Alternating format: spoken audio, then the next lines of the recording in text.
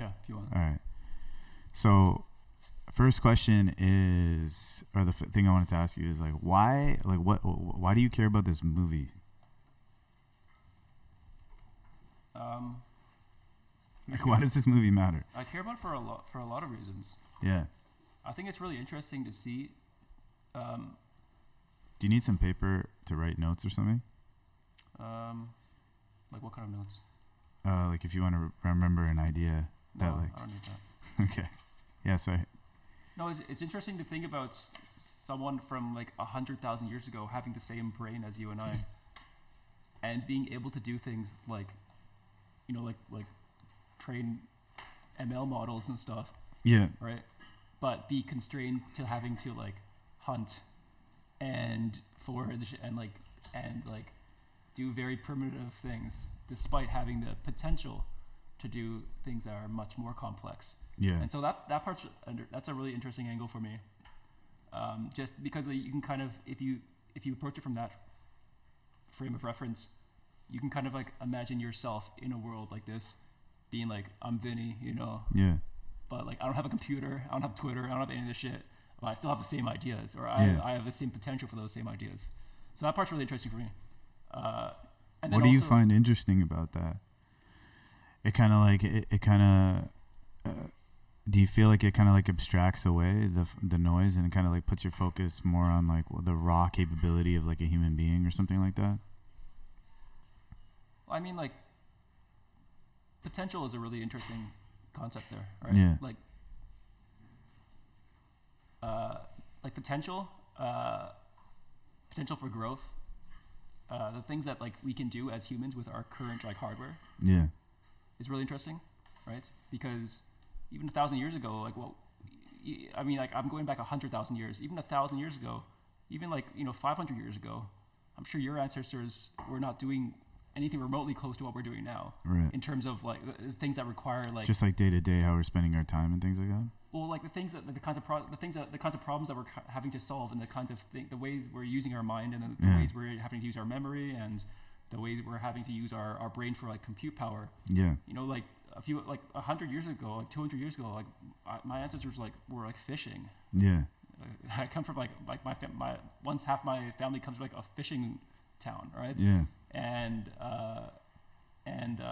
I wonder if they were applying that. They must have been applying that same level of like creativity and like pattern matching and all like that stuff. What's the right? skill ceiling on like fishing? I'm sure it's like what's the complexity of fishing? I'm sure it's very complex, but you know, relative to like it relative to the things that we do, not as if we're doing like rocket science on a day to day, but like just having to do math, right? Right. Is something that our ancestors are like very close ancestors wouldn't even have to really have bothered with. Yeah. Right. The interesting thing about this movie was the director. He's from Quebec or something. Right? Yeah. I think it was like a Canadian film or something. Yeah. I liked it. I really enjoyed watching it. There were some aspects of it that were like kind of funny because it's like this like older interpretation of like humans, and it's like interesting because they made the humans in the film so like animalistic in a way. I don't know if you remember that, but they're like sniffing and like it's like a lot of like dog like behavior. Yeah. I like foaming that part at the mouth. Yeah, they like this, when there was like animals, animals, like with their lips a lot, like ooh, ooh, ooh, like that kind of monkey thing. Yeah. There was a lot of like dog like behavior too. Yeah. There was a lot of sniffing. Now that I think about it, Yeah, they took like a lot of like very like primitive animal, kind of like behaviors, and then like mixed that all up with like human behaviors.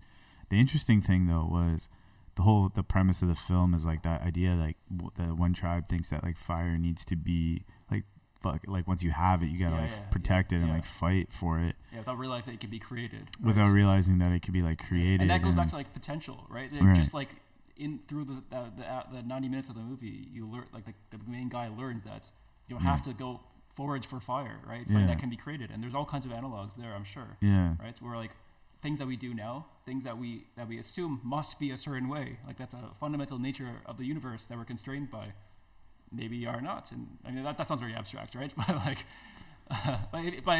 if you kind of like if you take like if you treat the movie as like a focal point and you treat our current day as a lens, right? you can see how wide those rays of light go. Yeah. Right? And it kind of gives you like an idea for like in the future, the fuck can we be doing that's analogous to us learning that fire doesn't have to be forged; it can be created, right? What's equivalent to that? Maybe just to like kind of like anchor this, and maybe like just on principle, what I'll do is I'll just like explain the kind of story a little bit of the film. So if you go up here, Quest for Fire, and so if you go to maybe use the okay, so maybe that image right below where you are right now, yeah.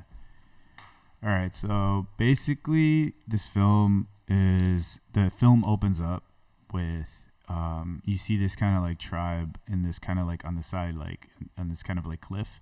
They're all sitting there.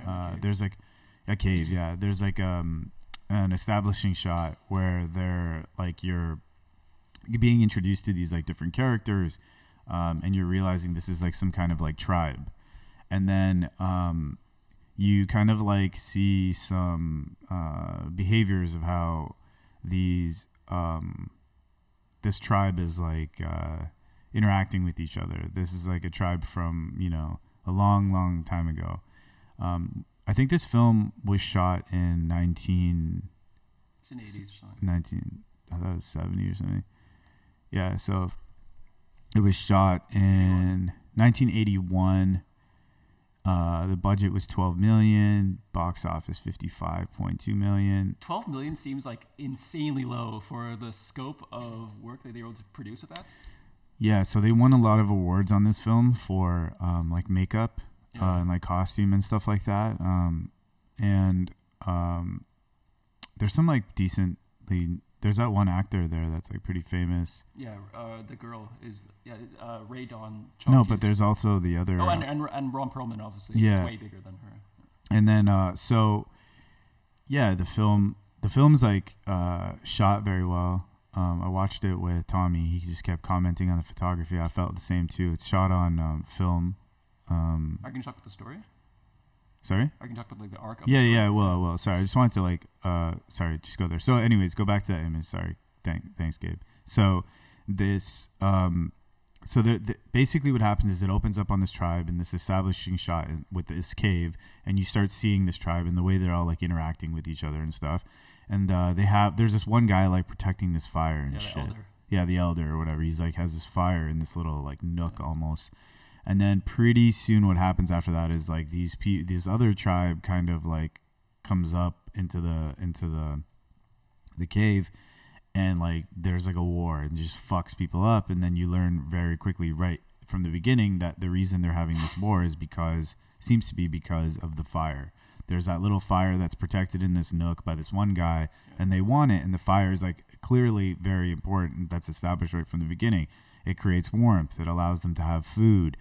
And enables like a much better life for them. And so the fire is like really important to the point where they're like really literally willing to die for it. And so what happens is they lose the fire. They lose their homes. A lot of their tribe dies, and they kind of go off into like they leave their cave. Yeah. And they're like now they're like on they walk, and now they're in some shitty like marshy swamp area, and they're all sitting there. And basically they don't communicate. They don't like say words. They do. They have words, but it's like it's actually like comedic how kind of lame some of it is, because they're like, it's like okay, like it's weird. Bad. No, it's bad because it's like that part of it is like funny, like the caricature, because it's like how did they know English? It doesn't make sense. They didn't say hot. What are you talking no, about? they did. They didn't. Yes, they did. Maybe you interpreted it that way, but they say hot in the movie. Maybe they say Tommy, a word that did they not sounds say like, that? They said it multiple times. When they're addressing fire, they're like, hot. That sounds like a caveman word to me. Okay, maybe, yeah. But I'm pretty sure they just said a couple of English words in there. Yeah. Anyways, so it doesn't matter. It's still cool. So like, so what happens is, basically the tribe, they don't really speak. So they just take this like thing they have. It's like this contraption to contain fire, and they just put it in front of this dude right here, the main guy in the center here, and the act of like putting it in front of them is basically like you got to go and get fire now. And so these guys, these three men plus the woman in the back who ends up joining later, they go on what is essentially like a quest for fire. They elect like the three strongest young guys to go replenish their fire. Yeah, and then on this journey for the fire, you learn a lot about like their life. You learn a lot about like you learn a lot about like their life. You learn a lot about the challenges that they face. You learn a lot about the degree of the world that they have explored. But one of the main things that you learn is that the kind of like the most important thing that you learn is obviously that these three individuals believe that fire is something that is just like formed and needs to be protected. It's not something that can be like created. And then, through meeting and exploring other tribes, they start to be exposed to the idea that fire is not something that is just created and you protect, but it's actually, or it's not, fire is not something that just happens and you protect it, but fire is something rather that you can like create yourself, you know? I think like the important part is like through that journey of like through experiencing this point of pain of losing their fire, they end up learning or being exposed to all these new technologies, not just societal technologies, but literally technologies. Like they end up building weapons towards the very end of the movie, right? Yeah. They're exposed to the. So at first they meet the cannibals, right?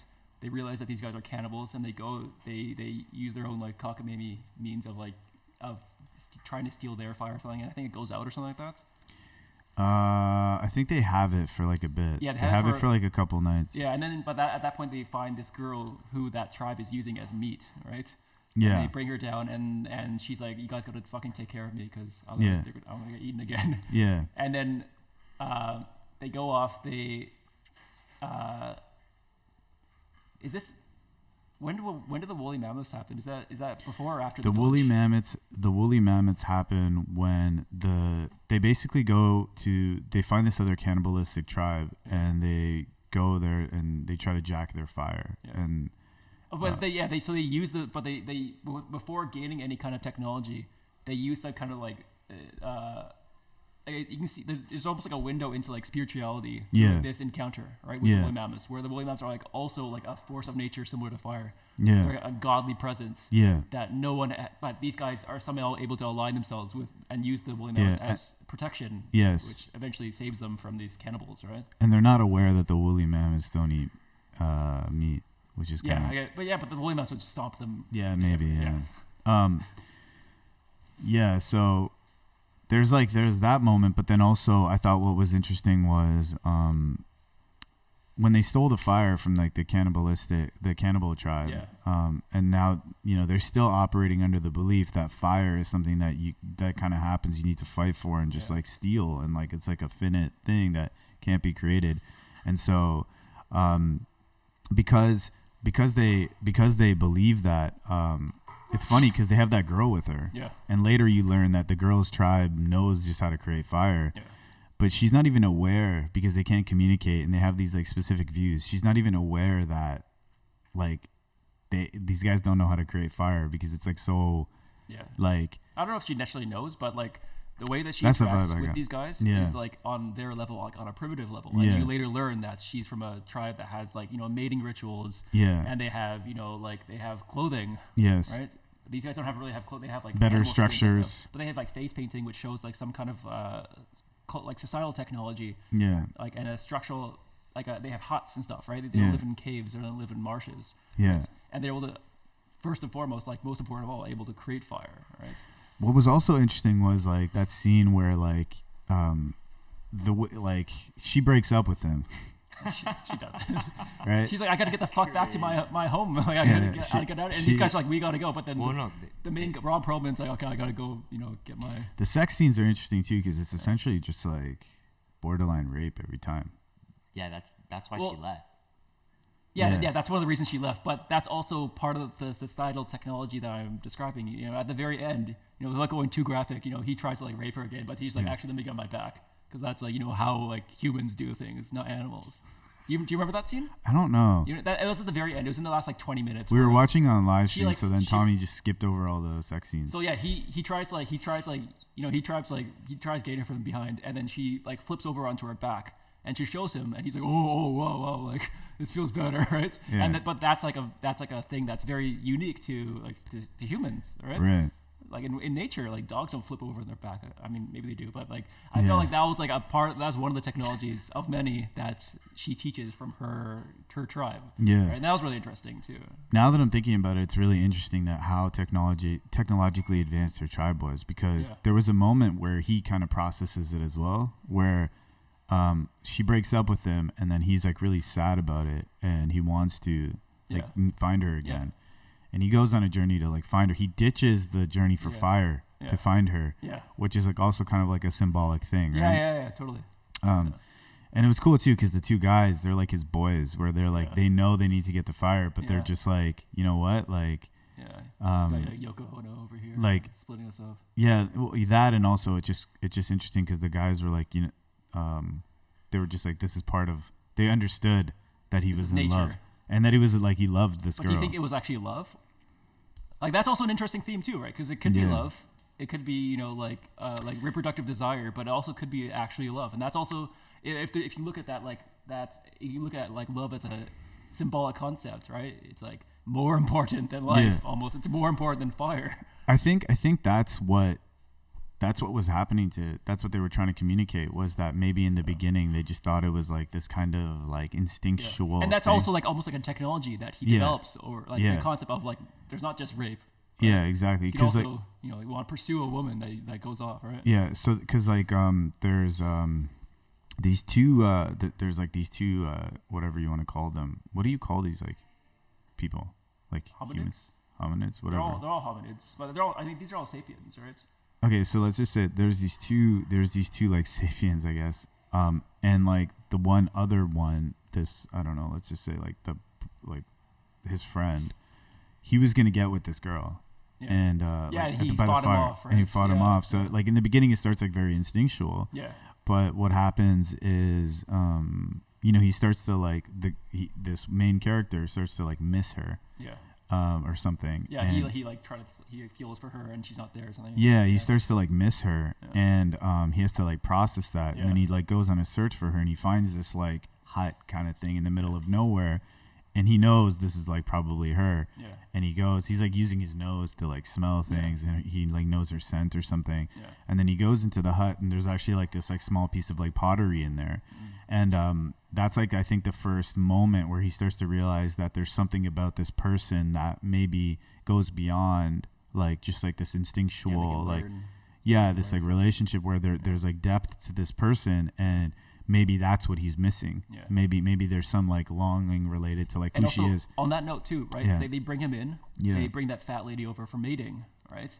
Oh because yeah. he's seen as like a strong guy. He's like good for reproductive purposes. And they check his teeth and stuff. Yeah, he's a strong guy. This is good DNA. Right? Yeah, the thing is that he sees this hut, he sees the pottery, and then he continues looking for her, and he eventually finds her tribe. Yeah. And then. Yeah.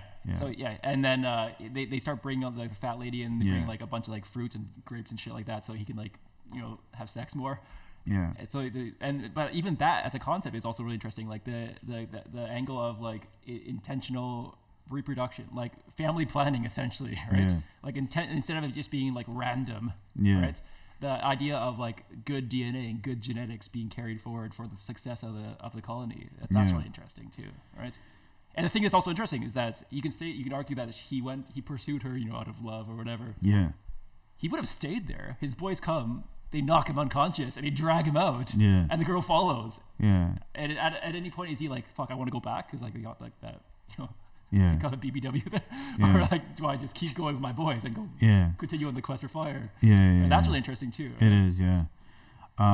The interesting thing is that in the film, it kind of goes back to what you were saying about like technology, right? And like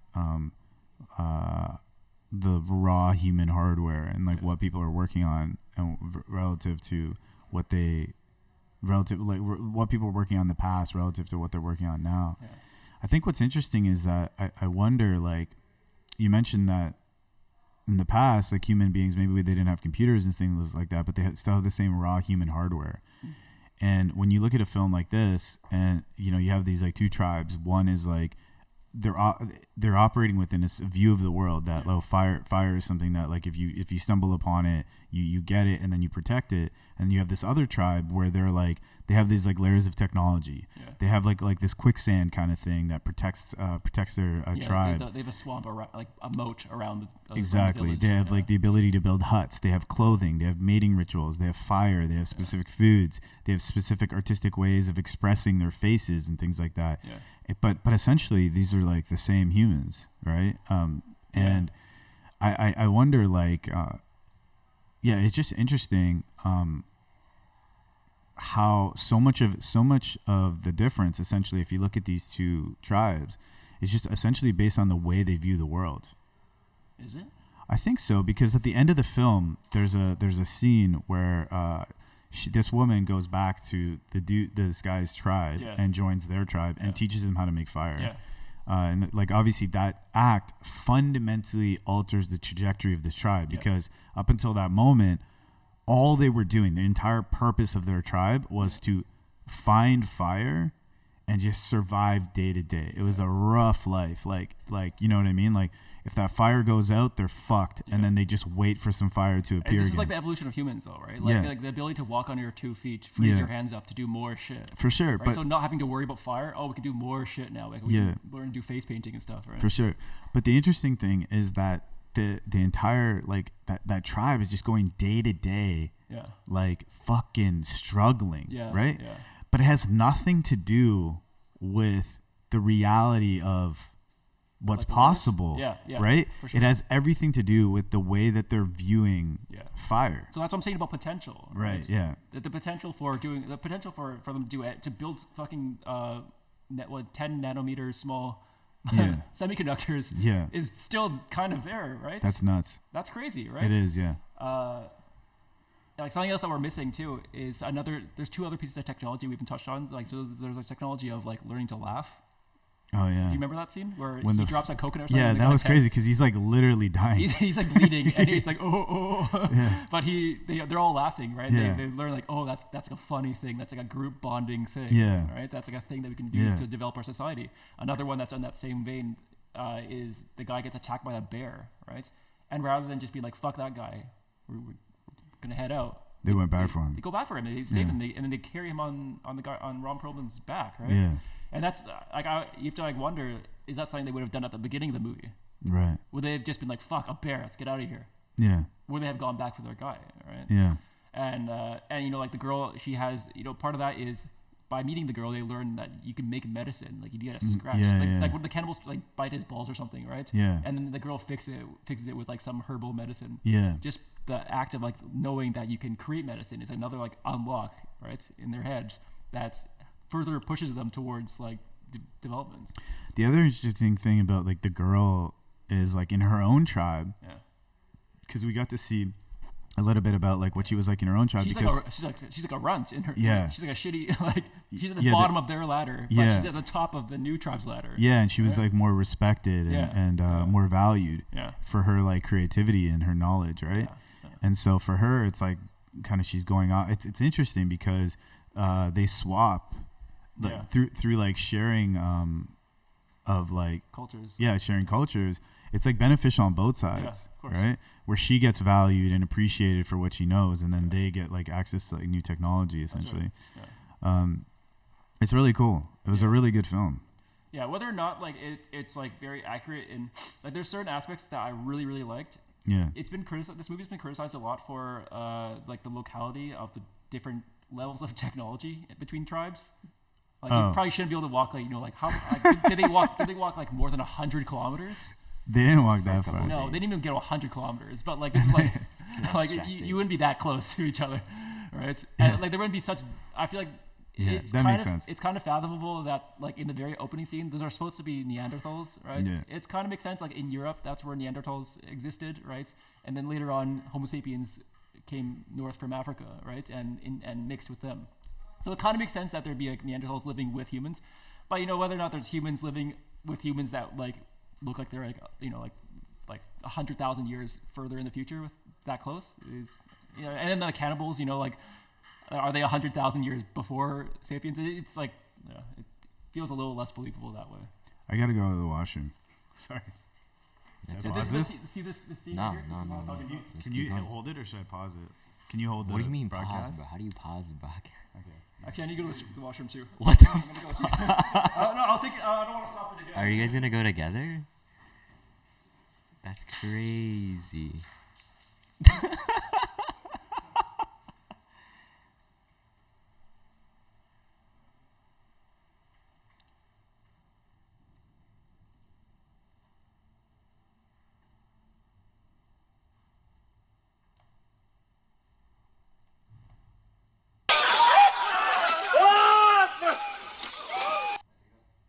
They both went to the washroom.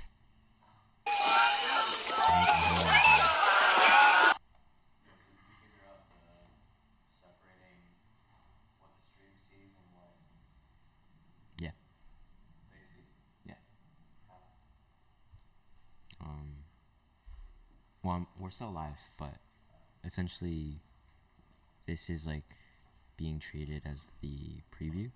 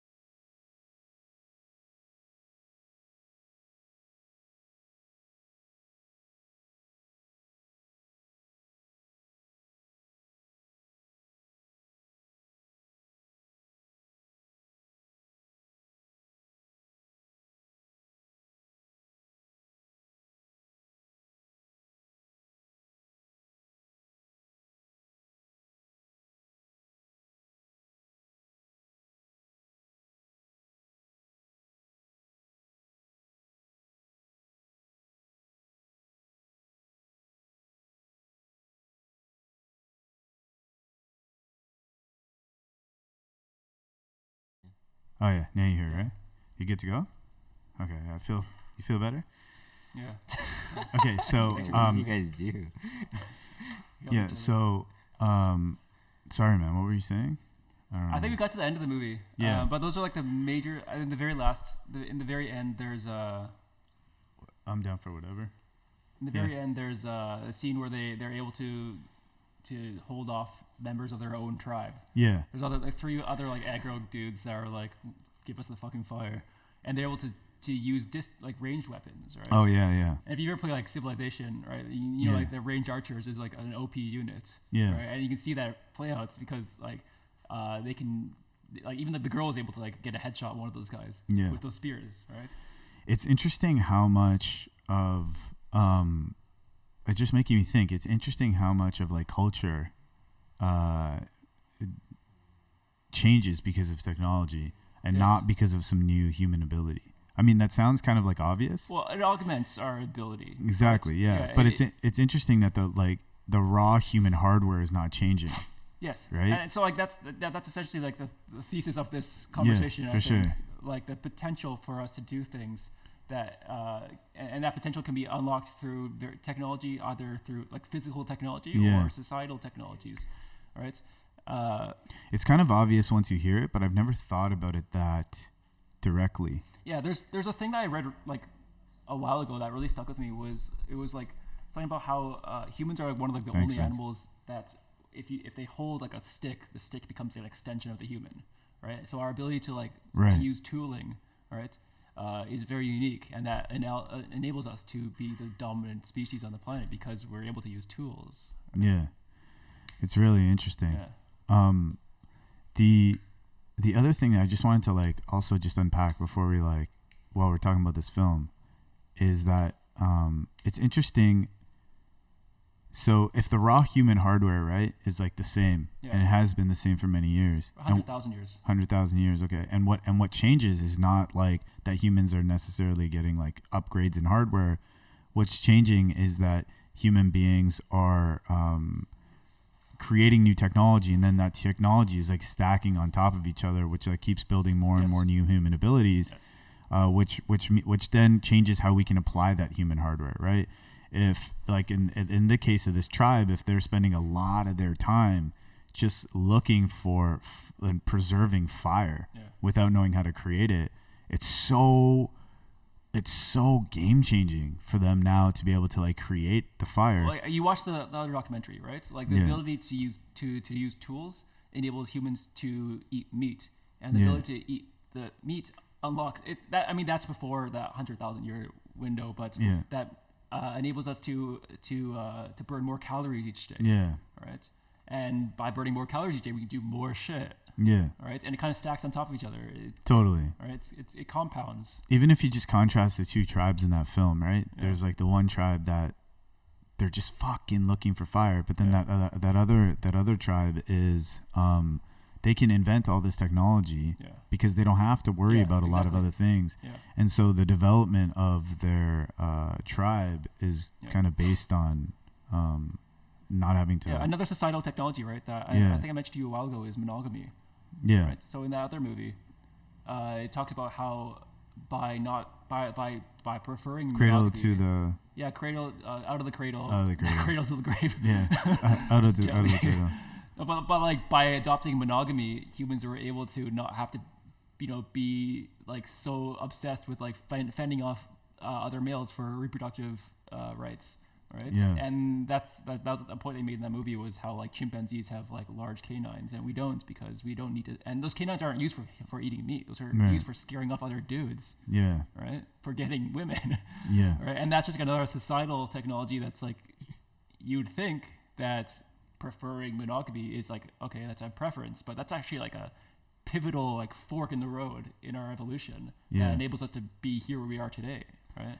I think that it's interesting that I wonder like it makes me think about like my own life and like kind of society right now, and it's like, what do we believe about the world, or what do I believe about the world that's just like not true, Like in the case of this tribe, they believe that you can't create fire. It right. What do you believe is the limit? Where are the walls? Exactly. Where the yeah. Because I really worry about that stuff because if there's no, I feel like I put a lot of limits on myself.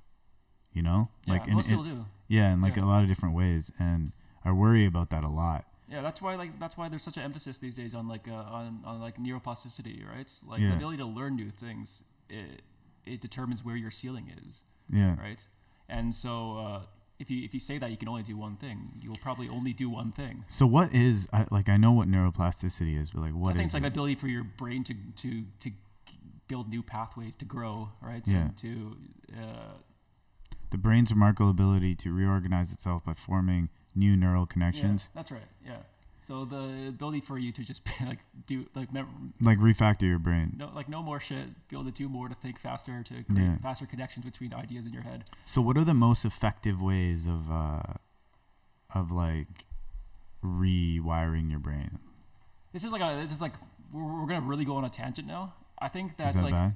I don't know, but like I think that like being I don't even want to look at what clouds thing is because I want to give you my perspective. Yeah, and then maybe you can look at cloud. Yeah, sure. I think that like Cloud.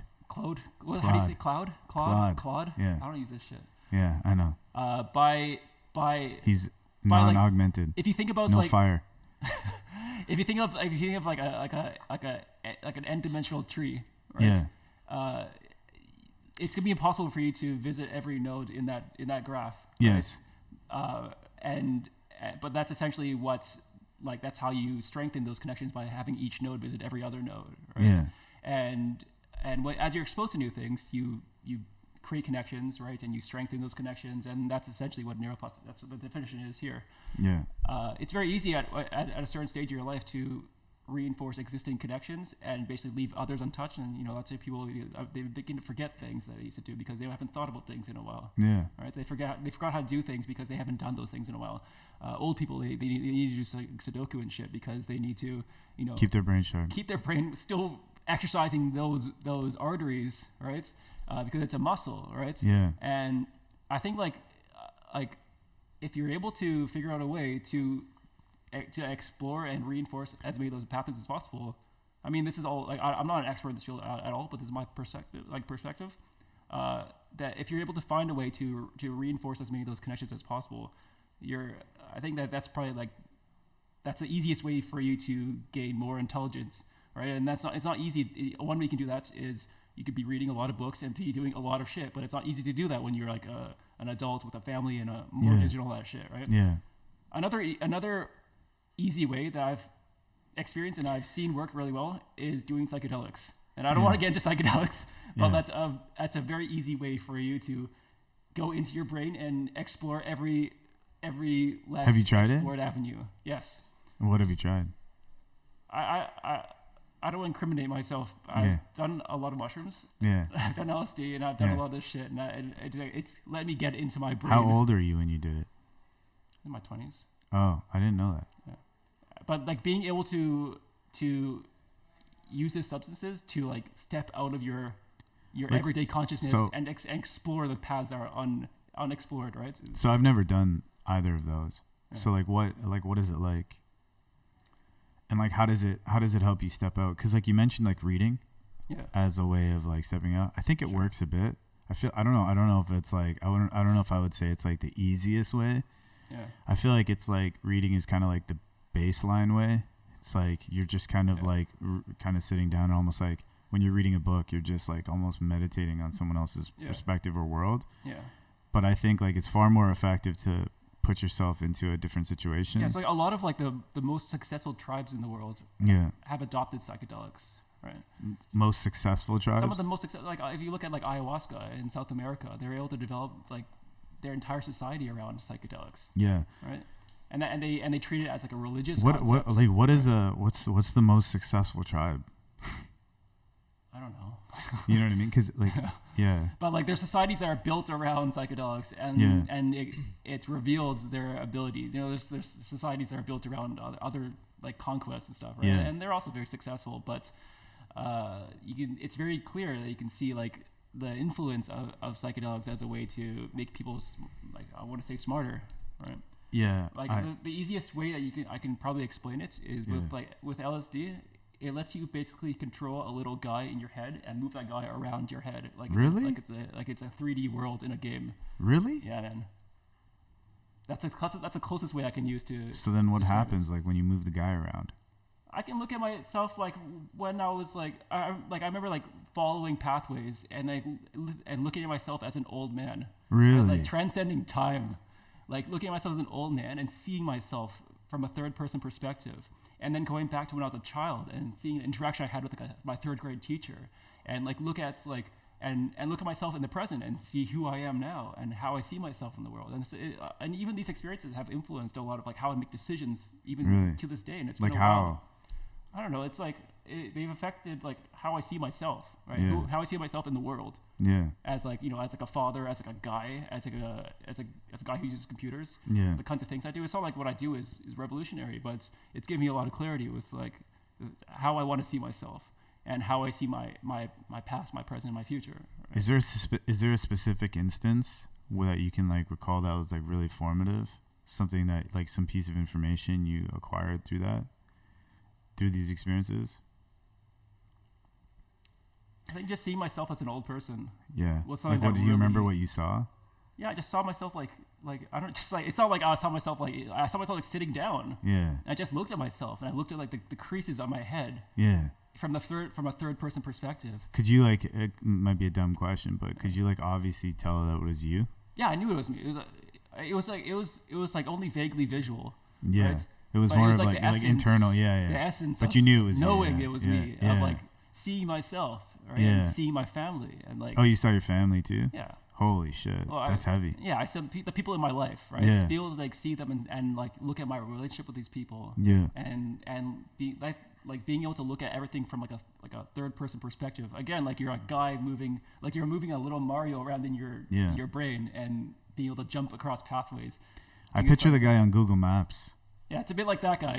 You're the little yellow guy. You're dragging him around. Yeah. When you're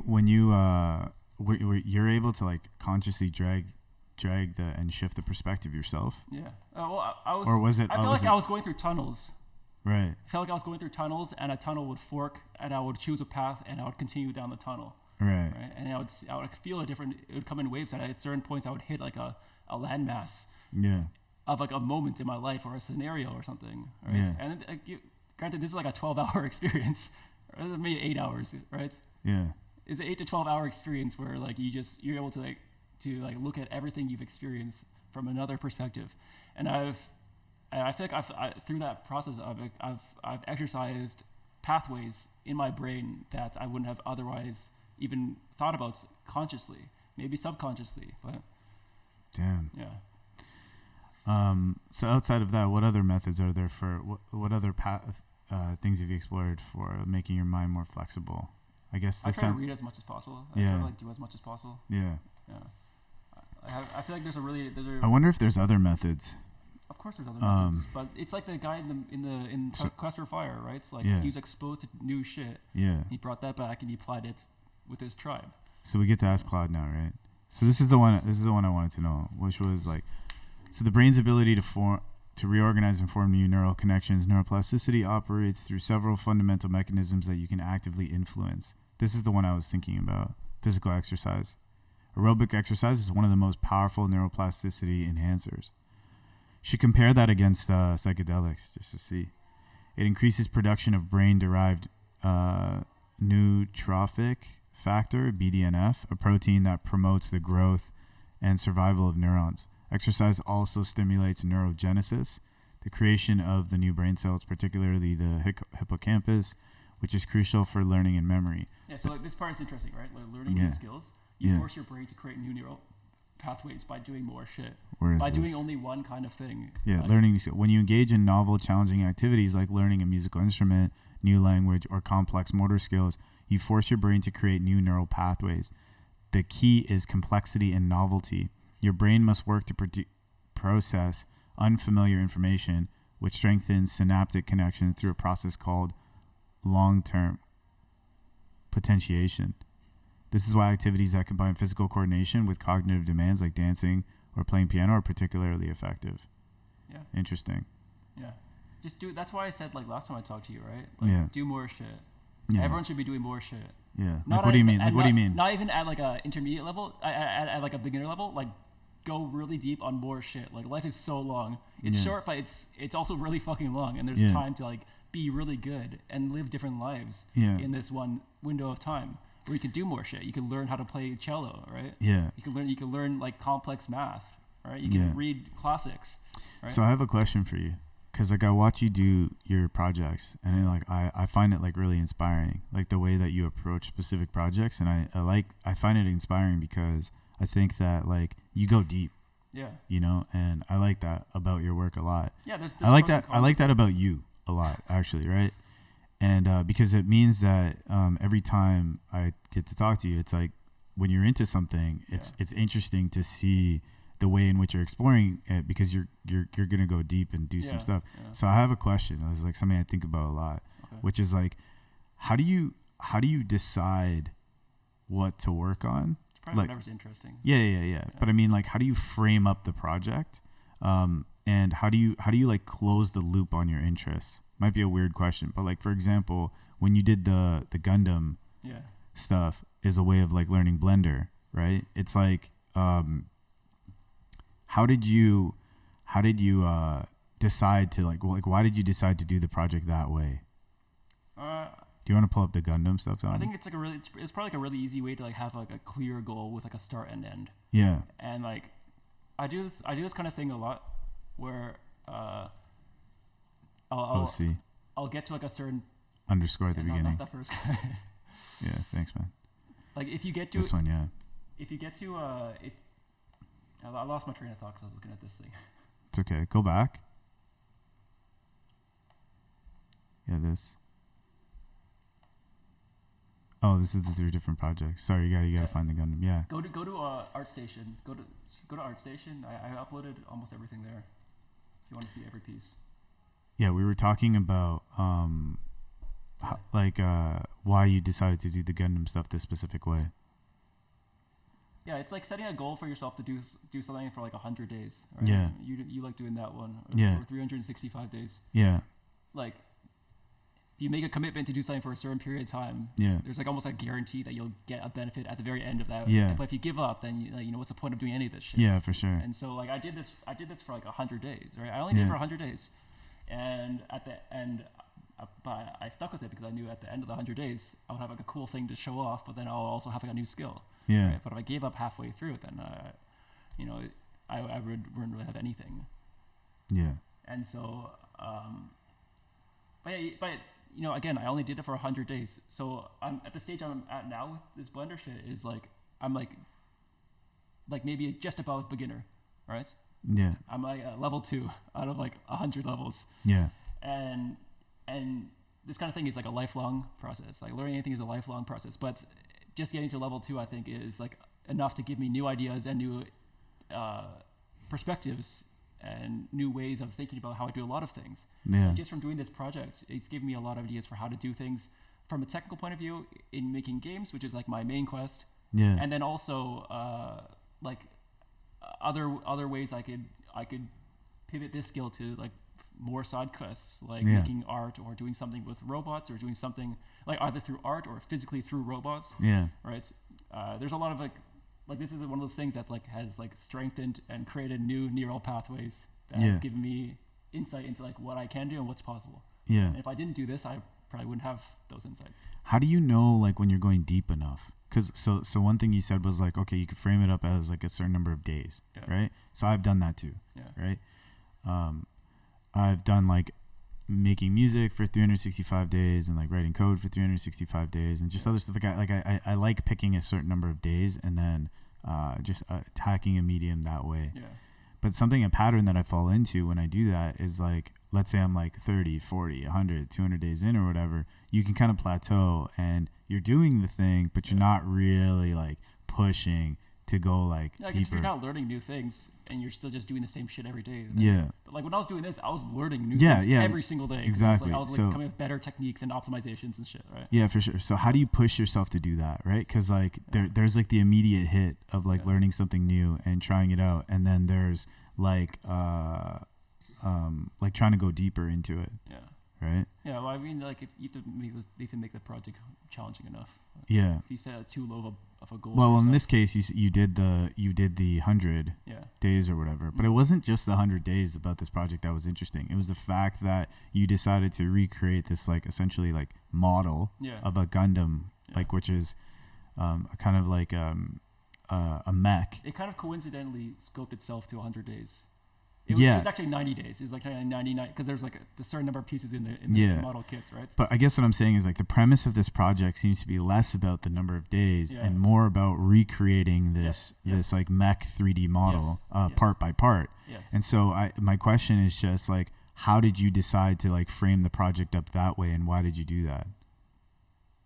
Because the reason is because I think like one of the things I notice in all of your work is that depth is like a key element of it, like to go deep and to understand things.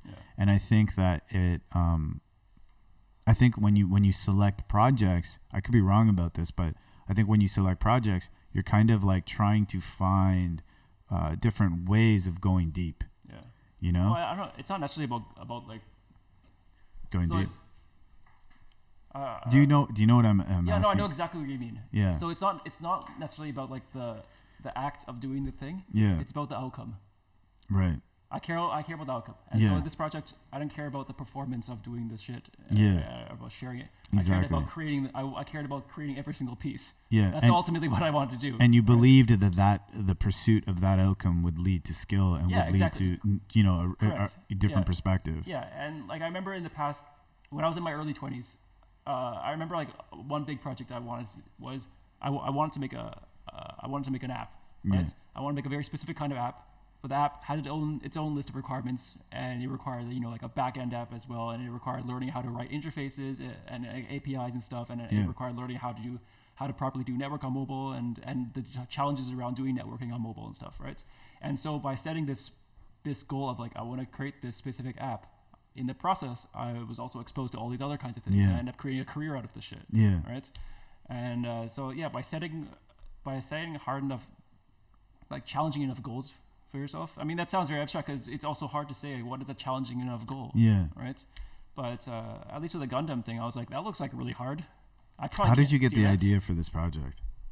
Does it just come to you, or no, are you like searching the internet and seeing what other people are doing, trying to get inspired? There was like these little challenges like on Twitter that I would see now and then of like modeling a very specific kind of like geometric shape, but using this specific technique called subdivision surface modeling.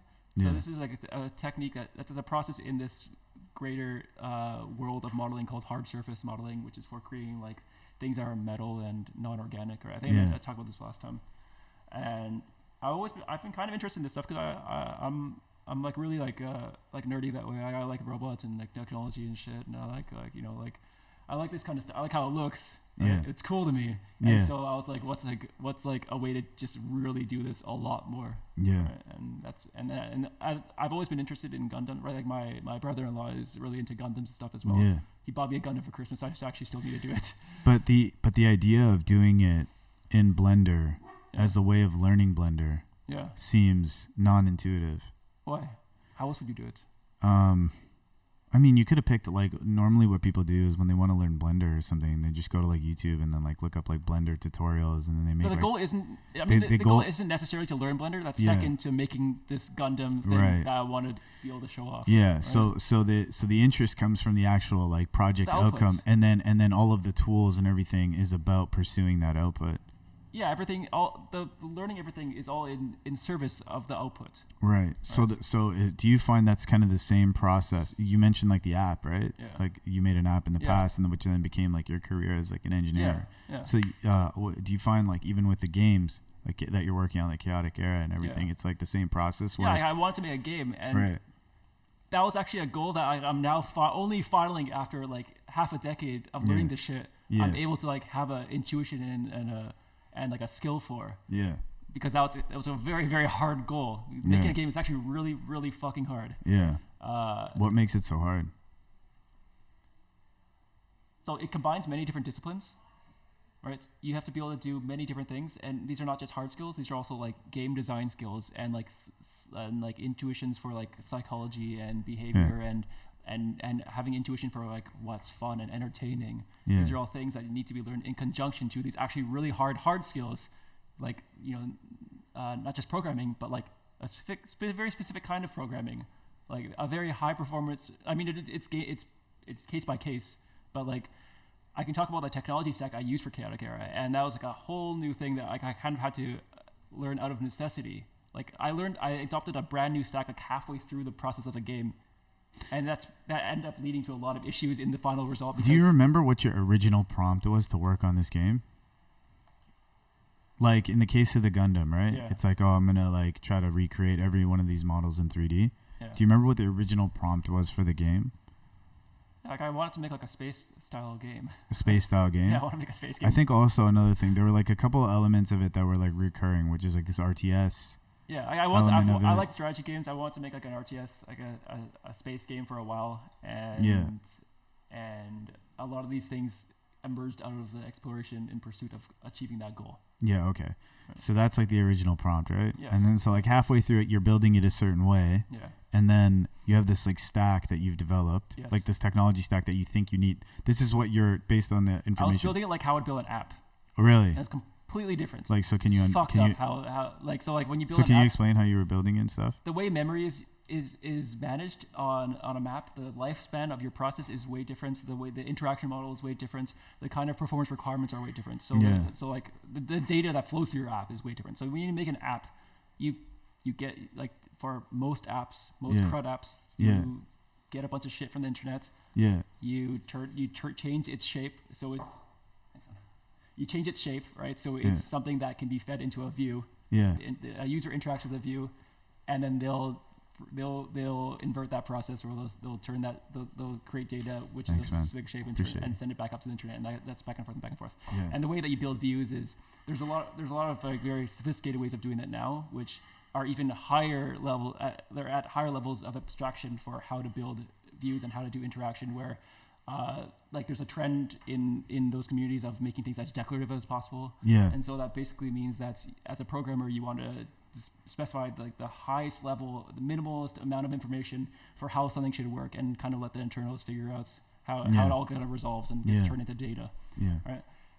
And so this is like that the industry is trending towards drifting further and further and further away from the underlying foundation, right? Further, like higher stack, higher levels of abstraction. You mean more abstraction, yeah. Yeah, higher levels of abstraction. And that's really great if you're making, if the foundations are very sturdy and they're all kind of like the same, and the requirements are all kind of similar and the same. Yeah.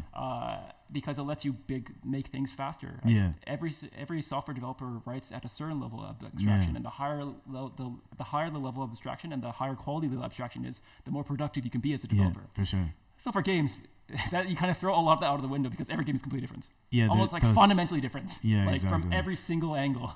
Yeah, like just to make sure I understand that fully, for example, if you're making like an iOS app or something, it's like you push something, like the modal pops up, it's like we know we need these modals. You have buttons, and you might want to make a network request, or you might want to respond to exactly. It's pretty straightforward. I say CRUD apps, there are many cases that fall outside of this window, but for the CRUD apps, you're doing a very specific type of task, and that's why I think a lot of AI guys are having a lot of success making CRUD apps and front-end apps these days, because the requirements are so clear and they're so well defined. Sure. Right? Whereas with a game, like you basically run into performance like almost on day one, during prototyping. Yeah. It really forces you to deal with the idea of performance head on, right? If you're making an app, you want to have like a list, or you want to have like a window, and you want to interact with that window. Yeah. You work at the level of a gesture, right? Where you say like, when a user pans on a view, I want to get some kind of event, some callback where I can handle that event and do something with it. You could write gestures in a game, but the interaction model is going to be so specific to your game. You end up realizing that it's actually, instead of creating a concept of an abstract gesture layer, it's actually faster for you to like take raw vector 3 input, and then do math to turn that into something useful, instead of going through all the layers of shit that you'd otherwise have to do with event listeners and all the kinds of different ways that developers on CRUD apps writes interaction. But the thing that's interesting, right, is that like in most cases, the math is actually really simple. Like, what do you mean? If you're making it specific for your project, the math is usually very, very simple, and it's very dense, and you don't really need an abstraction. And every layer of abstraction ends up introducing more complexity and more fault and more performance issues. Yeah. I just said a lot of things. I don't think that makes any sense. No, it makes sense. What was the first moment in which you kind of like fully realized that? Like when you started working on the game, you said you had like a tech stack where you were thinking of it like an app. But then right away you had to kind of like ditch it. Yeah, what was the formative moment where you had to kind of ditch the previous I was like, way? I want to have a lot of guys showing up. Like, I want to have enemies. I want to have guys to shoot. And then once you start spawning, like, 50 of them, you start to see a little bit of a drop. 100 of them, you start really seeing a drop. And then you start adding complexity and logic to those individual guys that move around. It's like, okay, now like you have like 60 milliseconds to render your entire frame at 60 frames a second.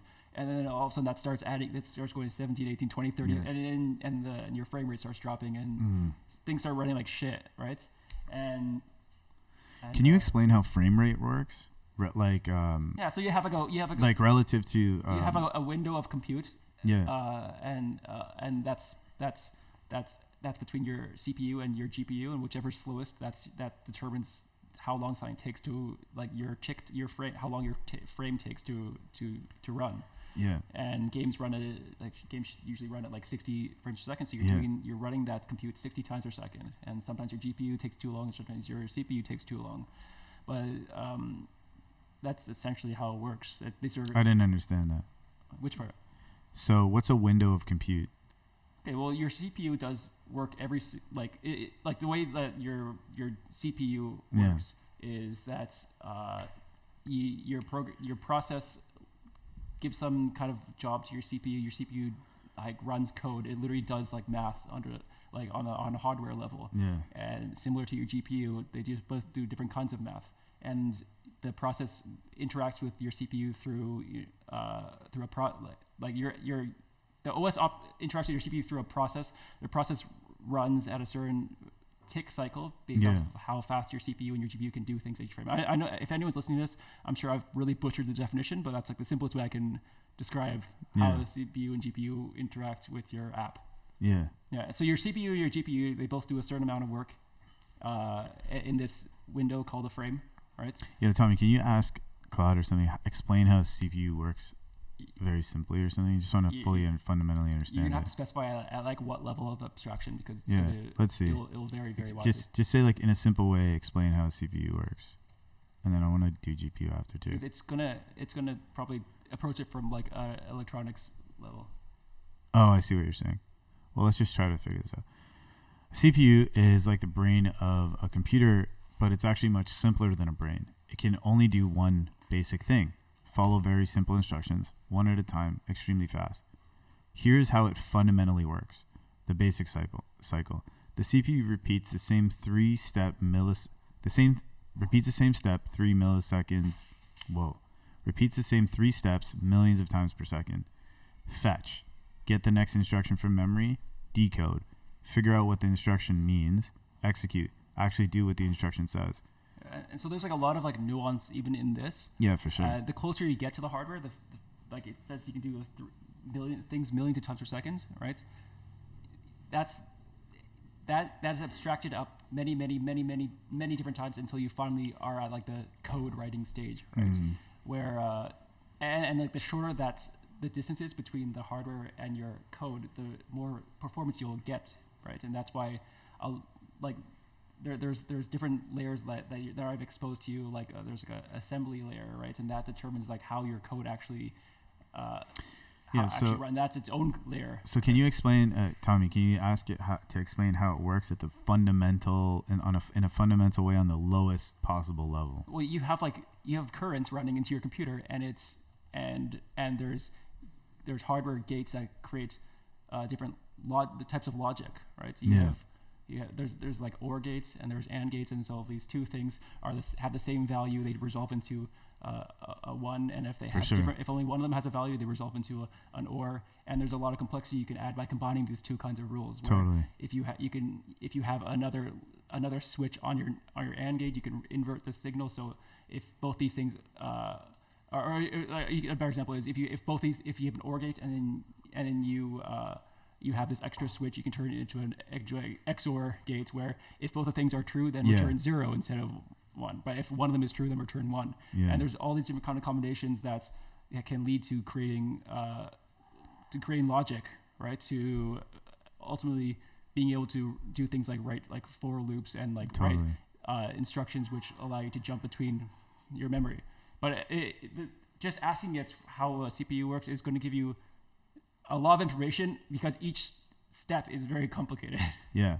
At the absolute lowest level, a CPU is built from the fundamental physics of electrons moving through materials. Let me break this down to the most basic building blocks. The foundation, transistors. Everything starts with transistors, tiny switches made from silicon. A transistor works by controlling whether electrons can flow through it. When voltage is applied to the gate, it creates an electric field. The field either attracts or repels electrons in the silicon channel. This makes the channel either conductive on or non-conductive off. So you get a switch controlled by electricity. Building logic from switches is kind of what you were talking about. Yeah. Multiple transistors are connected to create logic gates. NOT gate, one transistor flips the signal on becomes off. NAND gate, this is like high school for me. 2 transistors, outputs off only when both. High school? Yeah. What kind of high school do you go to? A regular one. Just a basic Brampton high school. From just NAND gates, you can build any logical operation. Yeah, I misspoke. It's not. I guess and OR are derived from, but they're the most easiest ones to. from just NAND gates, you can build any logical operation, creating memory and math. Flip-flops, several transistors arranged to remember a 1 or 0. Adders, transistors arranged to add binary numbers like 1011 plus 0101. Multiplexers, transistors that select which data path to follow. The physical CPU structure. Millions of these transistor circuits are etched onto a silicon wafer using lithography, essentially printing with light. Modern CPUs have transistors. Can we see what a transistor looks like? So these transistors now are like crazy small. Yeah. Like the size of like a cell or something, like a blood cell. Way smaller than that. You just said like within 10 nanometers. I think a blood cell is smaller than that. Come on. I don't know. Blood cell's is it like 1,000 nanometers or something? Is it? A cell is way How bigger. How big is a transistor? Hold on, 10 nanometers? You're right then. Yeah, I know. You're right. Wait, hold on. Bacteria is only 1 nanometer? Yeah, I know I'm right, man. Okay, I got confused. I was diving. I've been talking about lithography, man. Where does it say a transistor is 10 nanometers? I don't know. I was thinking about look up how many cells. you can ask Claude this. We've done this before. Look up how big a transistor is relative to other objects. How big is the transistor relative to other objects? You need to specifically look up what is the physical size of a transistor on these state-of-the-art CPUs, which are extremely small, because transistors are they used to be bigger. Huge. Yeah. So like in the state of the art. So how big is a transistor relative to other objects? I bet you can state of the art. Probably range between a centimeter to state of the art 1 transistors. nanometer. Oh. How big is a soda transistor relative to other objects? Yeah. Anyway, so I was it's interesting, man. A red blood cell to a regular cell, which is way bigger because it's composed of a bunch of shit. But red blood cells are uniquely atomic. Fuck, man. Yeah. So the same humans that came up with, figured out how to make fire, are now printing transistors. And that's what I was saying right before about human potential. 3 nanometers. So you said a hydrogen molecule, a hydrogen atom is 0.1. So that's what I was saying before about running up into quantum physics. And it's just weird to me that the same basically humans that were living in caves are now fucking printing these logic-based little cells through light. It's even more trippy than that, because the Romans didn't apply math at all, right? But they were able to. What do you mean? They didn't really use math outside of currency and commerce and stuff. They didn't? So the Greeks came up with a lot of math, and you can look this up in case I'm bullshitting. But they didn't really use math in the same way that the Greeks did for any of their architecture. It was just kind of they brute forced a other. They don't have the number 0. They don't have the concept. Romans? Yeah. You can just look it up, Tommy. Look it up. What is the relationship But the point between Romans and math? Is they're able to be very successful in spite of not having really anything beyond very primitive maths, right? The relationship between Romans and mathematics is complex and often misunderstood. While Romans are frequently portrayed as being weak in mathematics, the reality is more nuanced. You're about to get cooked. All right. No, I'm joking. Roman mathematical strengths. Romans excelled at practical applied mathematics. Their engineering achievements, what does that say? Aqueducts, roads, the Pantheon's dome, the massive amphitheaters. If you can find images, I don't know what any of that looks like. Required sophisticated mathematical understanding of geometry, proportion, and structural engineering. They developed advanced surveying techniques that could calculate areas, volumes, and angles with remarkable precision for construction projects. Can you look up, did the Romans have a concept of the number 0? Yeah. But damn, I wanted to keep reading that too. Oh, wow. You're telling me they were weak in math? No, I think it's breaking it down specifically. This is interesting. So the Romans also created efficient systems for commercial mathematics. They handled complex financial calculations, taxations, and trade across their vast empire. Their accounting methods and commercial arithmetic were quite sophisticated for managing an economy spanning the 3 continents. Man, this is something that I haven't really studied. Just Rome in general, like the idea of they have this economy spanning multiple countries. I wonder how it worked then. It's really interesting. I don't know. It's just really interesting to think about the idea that there was like these other well-developed so that's why societies. I think that's what attracts a lot of people to ancient Rome and a lot of these ancient societies, because they're similar to like in Quest for Fire. They also had a certain level of sophistication that you would assume that they had, despite being around 2,000 years ago. Yeah. Right. They had, and a lot of that sophistication is actually lost for like 1,500 years. Yeah. Right. And until like very recent, so only the very up until like the European Renaissance. If you look at this from like a Western point of view, a lot of that sophistication was completely lost, and society was reduced. Like large parts of society were basically just they reverted back to agrarian and farmer societies. Yeah. Right. From former like ones that were able to build the Pantheon. For sure. Right. And honestly, this is like kind of obvious, but the thing that's like really tripping me out about all this is just the fact that the human hardware hasn't changed. Really, right? It's just, it's crazy. Yeah. So because I would look at a lot of the developments of the past, and I have this thing where I just automatically assume it's not as good as it was now, but it's not really the correct way of like analyzing it in a way.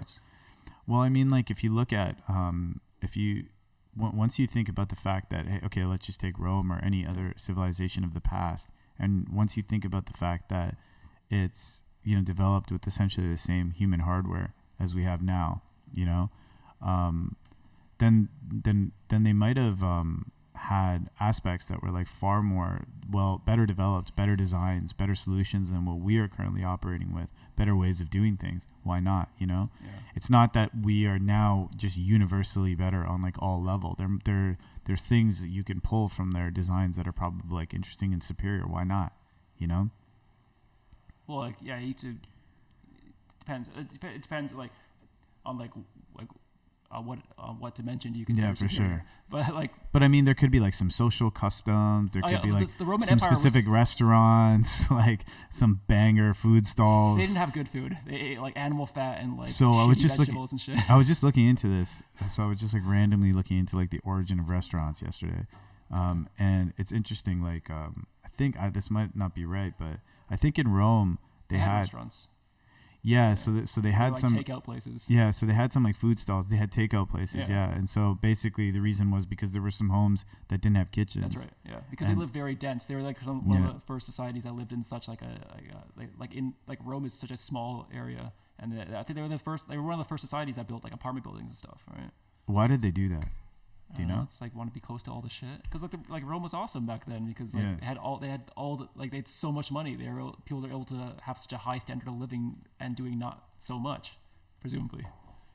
Romans did not have the concept of the number 0. Can you go back up? That's above that there. And this absent had a profound implication. But this is what I mean by their access to math was a lot different. But this is just like exactly the same shit as Quest for Fire now. Sure. Right? Yeah. Because it's like interesting. Like they don't have this like concept of 0. Yeah, it's a technology. It's a fucking technology. But it's interesting because they still, even though they don't have that, you can still develop. Yes. Right? So they were able to almost. That's really what I meant by being able to brute force their entire society. Yeah, for sure. Right, because they didn't have to. They probably couldn't build condos and stuff. Yeah. Right, but they were able to expand their territory. I mean, a large part of it was due to just really good military organization, right? Yeah. And the fact that like the entire surrounding area was like at a much lower XP level than them. Yeah. Right, so they were able to like kind of like smurf the entire region because like they knew how to like. They borrowed like Roman phalanxes and like Greek phalanxes and Greek military traditions that were I guess lost in time, right? Yeah. Like that's also an interesting thing, right? It's like cause like the ancient Greeks developed a lot of really crazy shit that the Romans applied, but the rest of the world didn't really have exposure to until Rome fell. All right. So when the Eastern Roman Empire fell in the 1500s, all right, that's what kicked off the entire Renaissance. Really? Right? Was access to old scriptures and old. So how did that happen? The fall of the Eastern Roman Empire. Okay, so what was the fall and what were the implications and like why did that? The fall. I don't know exactly what the fall was due to. Yeah. I know that Rome as a concept fell in like year 500 or something because they were too big and they were like they overextended themselves and they were not like a lot of technology was being adopted by the nearby tribes and they end up getting overrun by those tribes and they weren't able to continue to have military strength and to hold those territories. But that's why eventually Rome split into two, right, into the Western Roman Empire and the Eastern Roman Empire, and the Western one fell like almost immediately.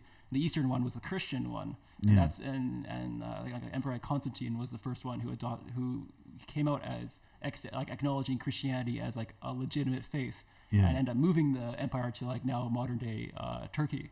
Wow. Right? And so they existed there for like 1,000 years, and they were very successful for 1,000 years. But only when their empire fell did all the texts and all the things that were guarded by the society able to leave the society. Open source. Yeah, they basically open sourced Pythagorean's theorem and shit like that. Pythagorean's theorem. Yeah. And give all this technology and all this, like there's even if you think about like music a lot with the Renaissance, and a lot of it is tied to mathematics, and a lot of the music in the Renaissance was actually developed by the Greeks, right? A lot of like the scales and like all the notations and everything were developed by the Greeks, and they're like gone for like over 1,000 years, and only when they were like given to like they were brought out to like the various French kings and German kings were they able to actually develop great works. Right.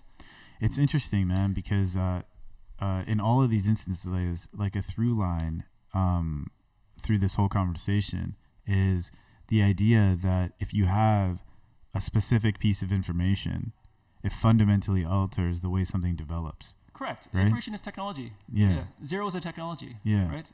And at any given point, there's information that you have and don't have. Correct. And you might be there might be a whole bunch of information you don't have and you're not aware of it because you're developing so much. I read some factoid recently about how like cameras are a technology that we were like at like 99% of the way there at like in like the Roman period. Yeah. And there's like one missing step.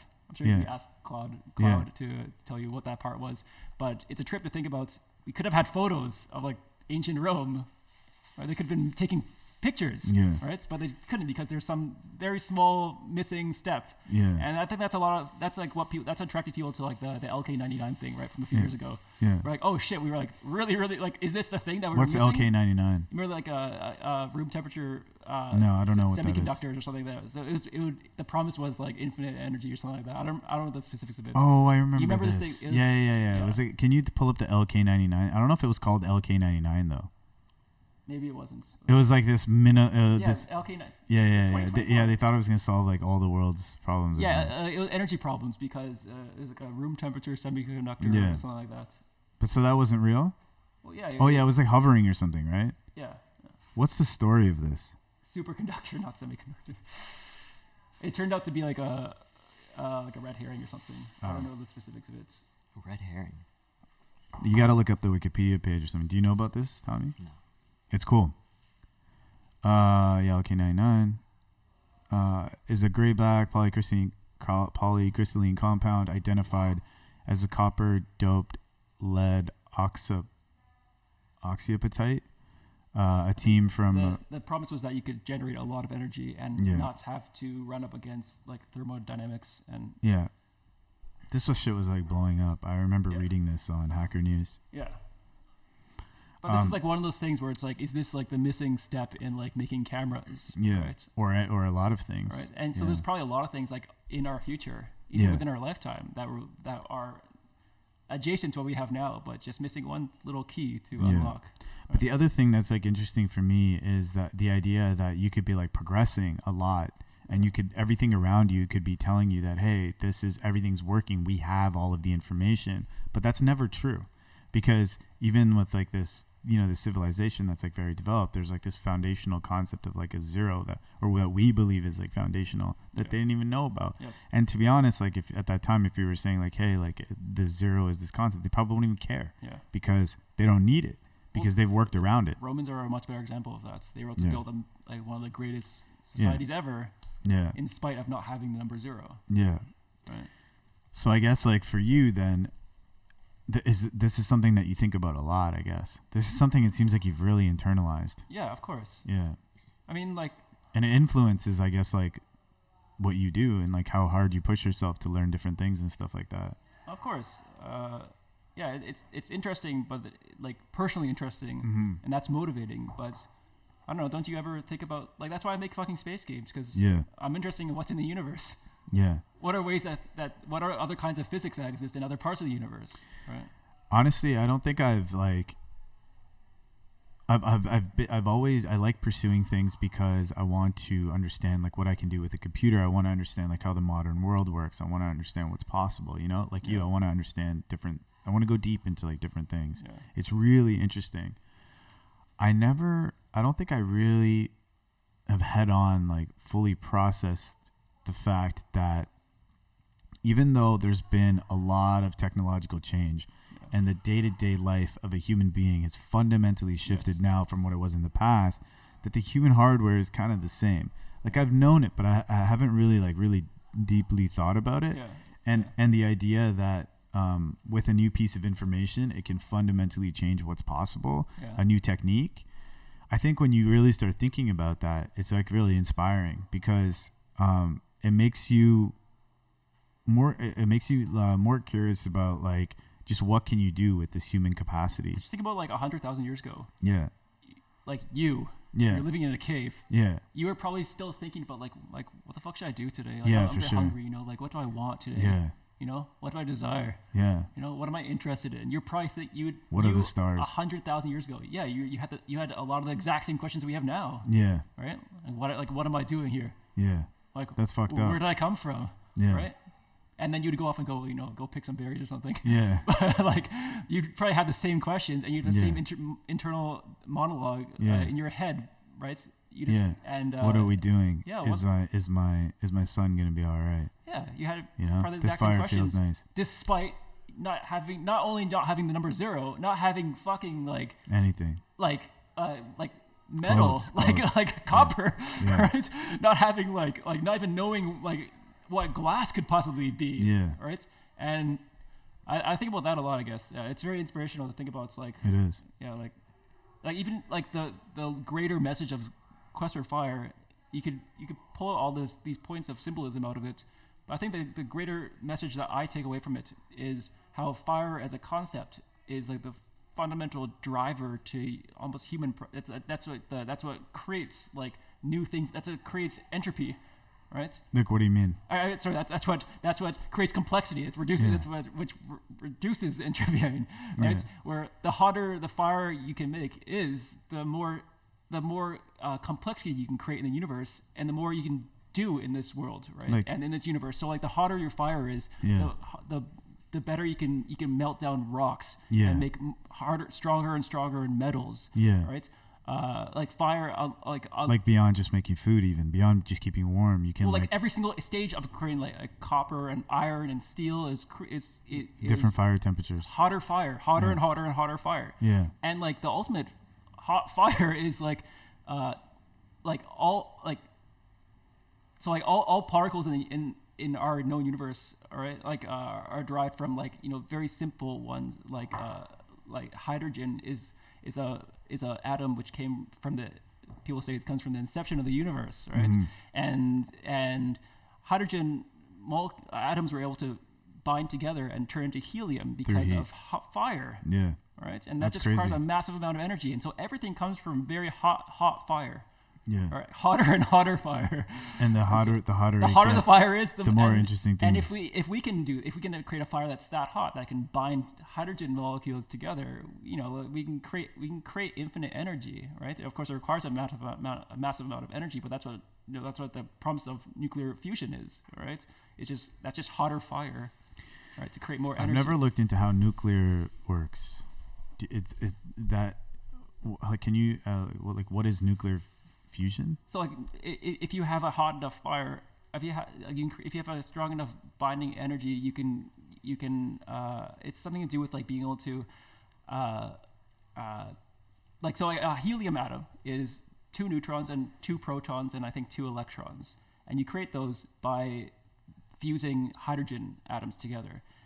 But the repulsive energy, the reason you can't just do that now is because the repulsive energy between 2 hydrogen atoms is so great that it requires a massive amount of energy to create a stable helium atom. Nuclear fusion is when two or more atomic nuclei, the cores of atoms, combine to form a single heavier nucleus. Yes, so otherwise, the amount of energy required to bind two atoms is so great, right? Think of atomic nuclei like tiny positively charged balls. Normally, these positive charges strongly repel each other, like trying to push two magnets with the same poles together. This repulsion is called the electromagnetic force. But if you can force these nuclei close enough together, incredibly close, much closer than they naturally want to be, another force takes over, the strong nuclear force. This force is much powerful than electromagnetic repulsion, but it only works at extremely short distances. Oh shit. When nuclei get within, is that what they call it? Is that why they call it nuclear? Because they're because of nuclear. Yeah, this is the thing I was talking to you before, right, about how nuclear fission works and how they build like atom bombs, right? Yeah. So like when you have uranium-235, when you insert a new nucleus into uranium-235, it becomes unstable and it breaks into two fissures, right? Yeah. And each individual it's a bit lighter than the original. What is a nucleus? Combined. Like I know it's like the center of a thing. But like what is it? Like a neutron and a proton, and a neutron is like two up quarks and one down quark or something like that, and a proton's like one up quark or one down quark and two up quarks. Can you see a nucleus? So that's the whole question of like quantum physics, because at a certain scale it's difficult to observe things, right, without influencing them. So you can observe them, but it's difficult to measure, trajectories. But is it possible, even if influenced, to look at an atom? I don't know. Ask Claude. Or like, you know what I mean? Like, you know how they have that the drawing where there's a nucleus, a ring around it. Yeah. So there's pictures of. Is it possible to? You just look up like. Yeah. So there are pictures. There are pictures. Yeah. There are pictures, but they're not like pictures with a camera, as you would imagine. Oh. So is it possible to look at a nucleus or an atom? Like. No. There's pictures, but I don't know how they created them. They didn't. Not even with the most powerful microscopes. Yes. Why we can't see them. To see something, light needs to bounce off it and reach your eyes. But atoms and nuclei are much smaller than the wavelength of visible light. It's like trying to feel the texture of a grain of sand while wearing thick winter gloves. What? Yeah. It's like trying to feel the texture of a grain of sand. Oh, okay. You have to remember how small an atom is, right? Compared to the size of a photon, right? These are like I don't know how fucking physically similar things. So if you expect a photon to bounce off an atom and come back to your light, it will affect the position of the thing, and you'll lose it, I guess. Or how we see them instead. Scientists use indirect methods to study atomic structure.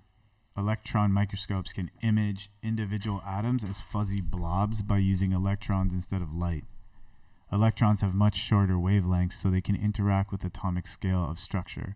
But even these don't show atoms as crisp, detailed objects, more like shadows or impressions. Yeah.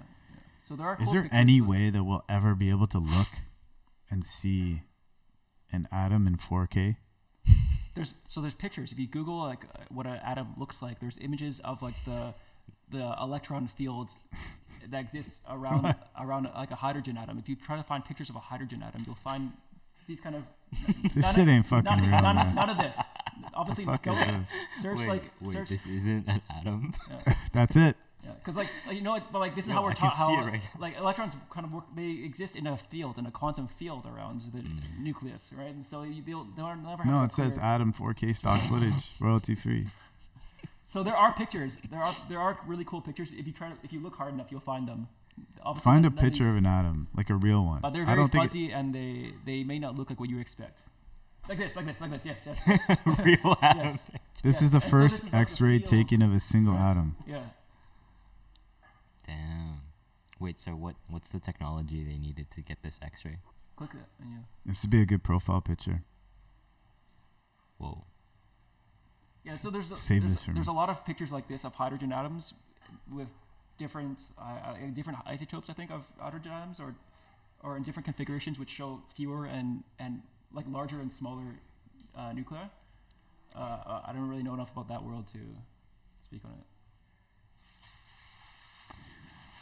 Oh man, this is 2013. Quantum microscope. There's got to be other. To appear inside. I'm just curious, like, what is it? What will it take for us to see a visual of an atom in 4K? The first like X-ray visual. Why do you put so much emphasis on like seeing? 4K. I think it'd be cool. But like, that's just one way to like observe and understand something, right? Like I just told you cool about this whole way. thing of going through my brain. I didn't see really anything. None of it was visual. I'm down to like intuitively feel out an atom, but it'd be cool to see one too. I'm down for all. Like, I'm down to like listen to one. I'm down for it, man.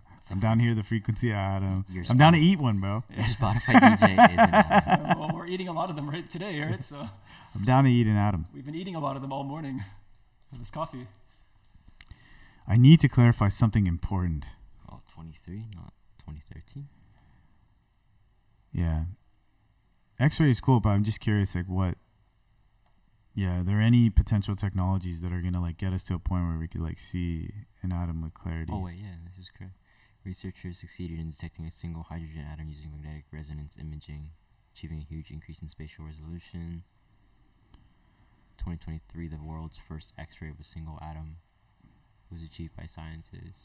There's got to be more that's happened since then. It's a long time ago. Yeah. But yeah, it's interesting stuff, right? It's interesting. Yeah. It's interesting too because it's just like a whole nother domain of like information that we just don't have access to. Yeah, well, right? yeah, there's a lot of questions, right? And there's still like a lot of questions that, you know, in spite of us thinking that we are so sophisticated because we have iPhones and microphones and shit. Yeah. We still have a lot of questions. There's a lot of things that we kind of have like approximations of theories for, right? But either very little data or very little evidence, or very contained sets of data or evidence that's, you know, that don't actually represent real use cases. Yeah. Like there's a lot of questions. Like the thing I was reading in this book right now, right? What book? It's a Stephen Hawking book. It's about the double. What's it called? Grand Design. Oh yeah. It's about the double-slit experiment, right? And that basically, this one. It basically states that if you have particles passing through two slits, yeah, if unobserved, as in if you're not measuring which slit the particle is going through, they'll pass through both at the same time, right? So what does that mean? But if you observe which slit the particle goes through, it'll only go through one.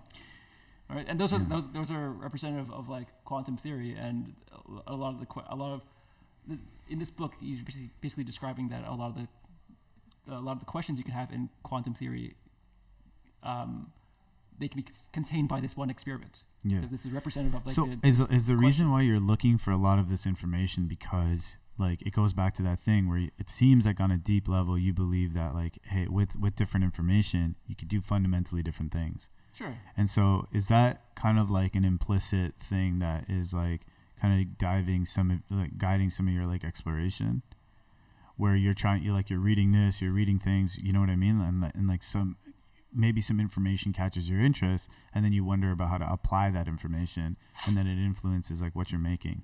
Yeah, like all of this is like this is all data that will manifest itself in some way or another. Yeah. In something that I want to make. Like I said, my main quest is making video games. Yeah. Right. And these kinds of research I've seen, you've applied it through the making of games. Yes. Right? Like you've explored these concepts. Yeah. Like by a game, it can be like Super Mario, but it can also be like literally anything. Yeah. It's literally just like it could be an interactable 3D environment. Yeah. Right. And that could be literally anything. That could be a simulation, right? Yeah. That could be a very complex simulation. So with like, for example, with like Chaotic Era, right? Yeah. There's like specific concepts you were exploring in that game, right? How do you go from the process of like, you know, you're diving into a particular subject where something catches your interest, and then you go from that subject to like applying it to the creation of something? Well, it's all in service of being applied. I don't know. There's always like some. With this one, I mean, that's a bit of a contradiction because it's not entirely obvious how this will apply itself. Yeah. But I don't know. I'm sure it will somehow. Yeah. It's all in the same ballpark of what I'm doing right with my current project. Yeah. Right. like where the current project is about like space and very large scales, and less about like the on planet combat scenario in Chaotic Era. I just wonder, like, this might be like I might be over questioning this, but it's because I'm like really interested in it, and because I'm thinking about it in context of like my own process and like what I can learn from it. But I wonder, like, because the pursuit of the project, right? Like the pursuit of like an outcome, right? The pursuit. Okay. Yeah, the pursuit of an outcome is what was essentially leading towards like skill, right? And it's leading towards no, the pursuit is not to achieve skill. It's to some kind of some kind of creative expression. Why do we do anything? Yeah, for sure. But also like why do you choose this hoodie? It's Chaotic Era is a right? Yeah. It's all expression, I think. And I think expression is like a uniquely human thing. And I can't explain to you why I have a desire for creative expression, but I don't think you could either necessarily. Yeah.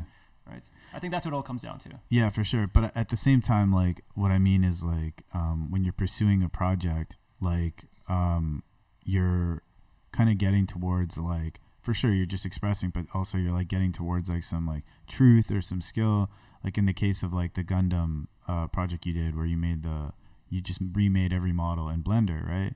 It's like you're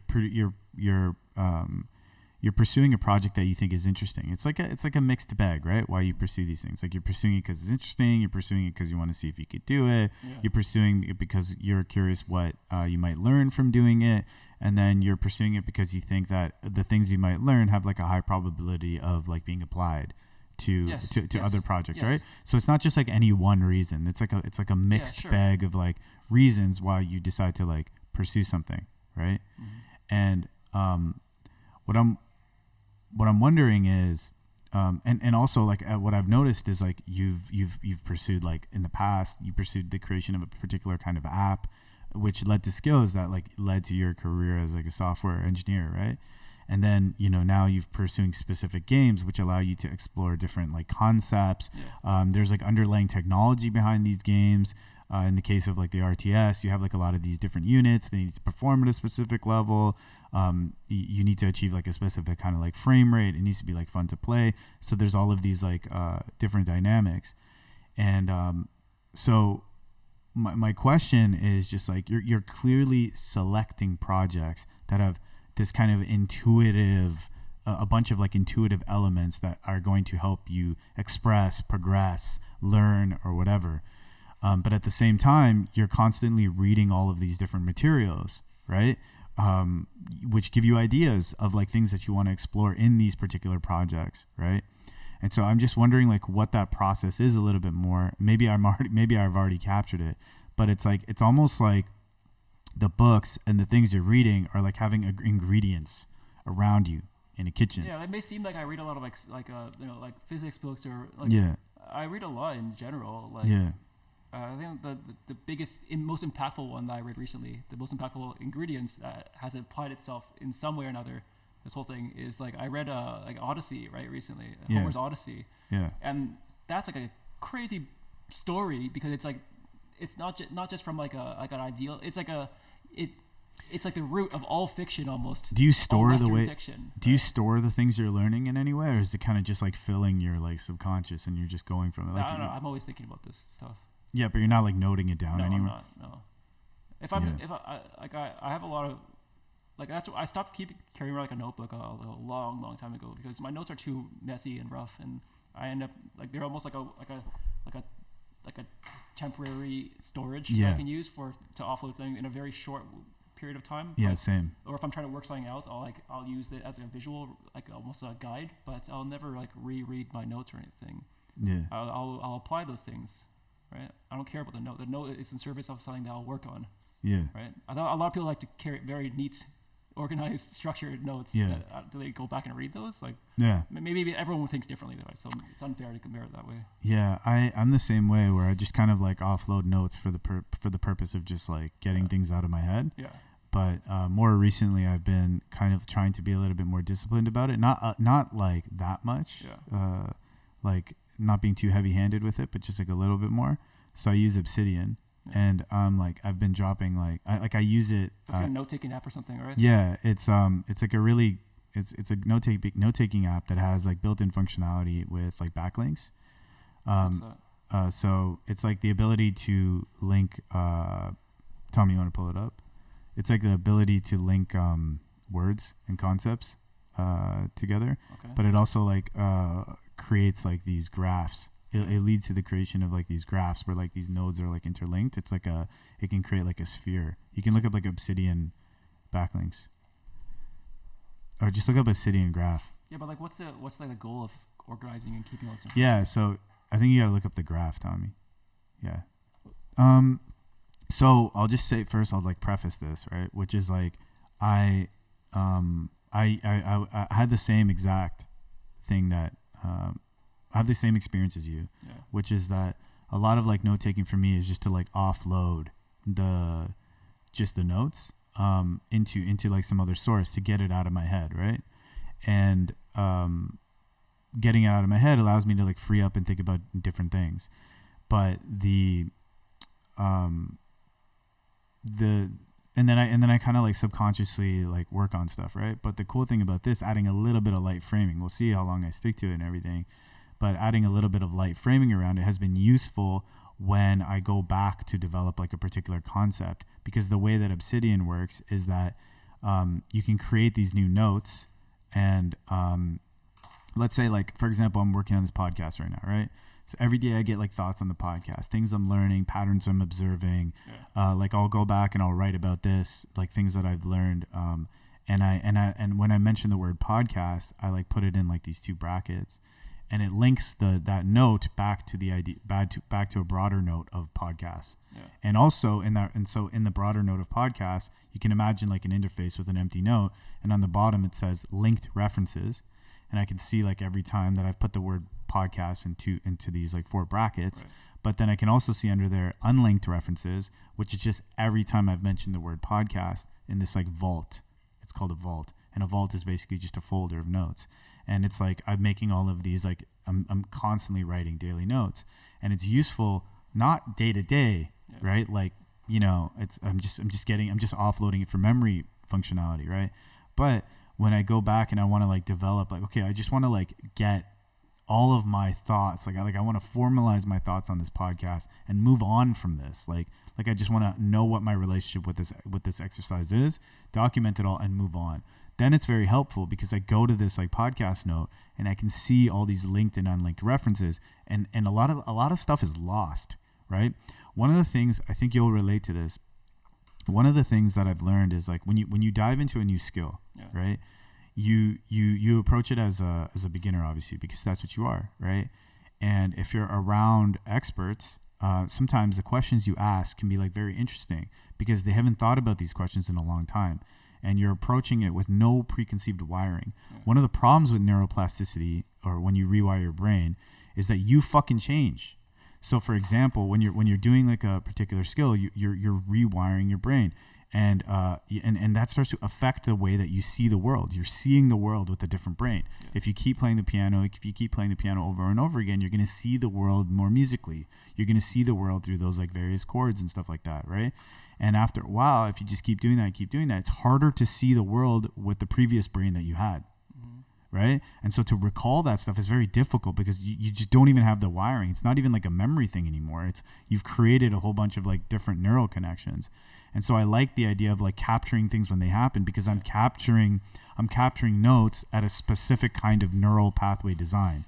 And I want to be able to go back and see what those things are. And sometimes they can like strengthen and deepen my understanding of concepts. I mean, I guess that's what I have like books and stuff for, where like I'll read about something and then I'll like pick up the book again in the future or something, or I'll keep it nearby so I can just look at the cover and jog a memory. But I almost feel that like if something, you know, like we were talking about like CPUs, right? Like CPUs have different cache layers, right? If something is not in my like L1 cache, which is like the most readily accessed one, I don't really care about it. For sure. Not useful. If I'm not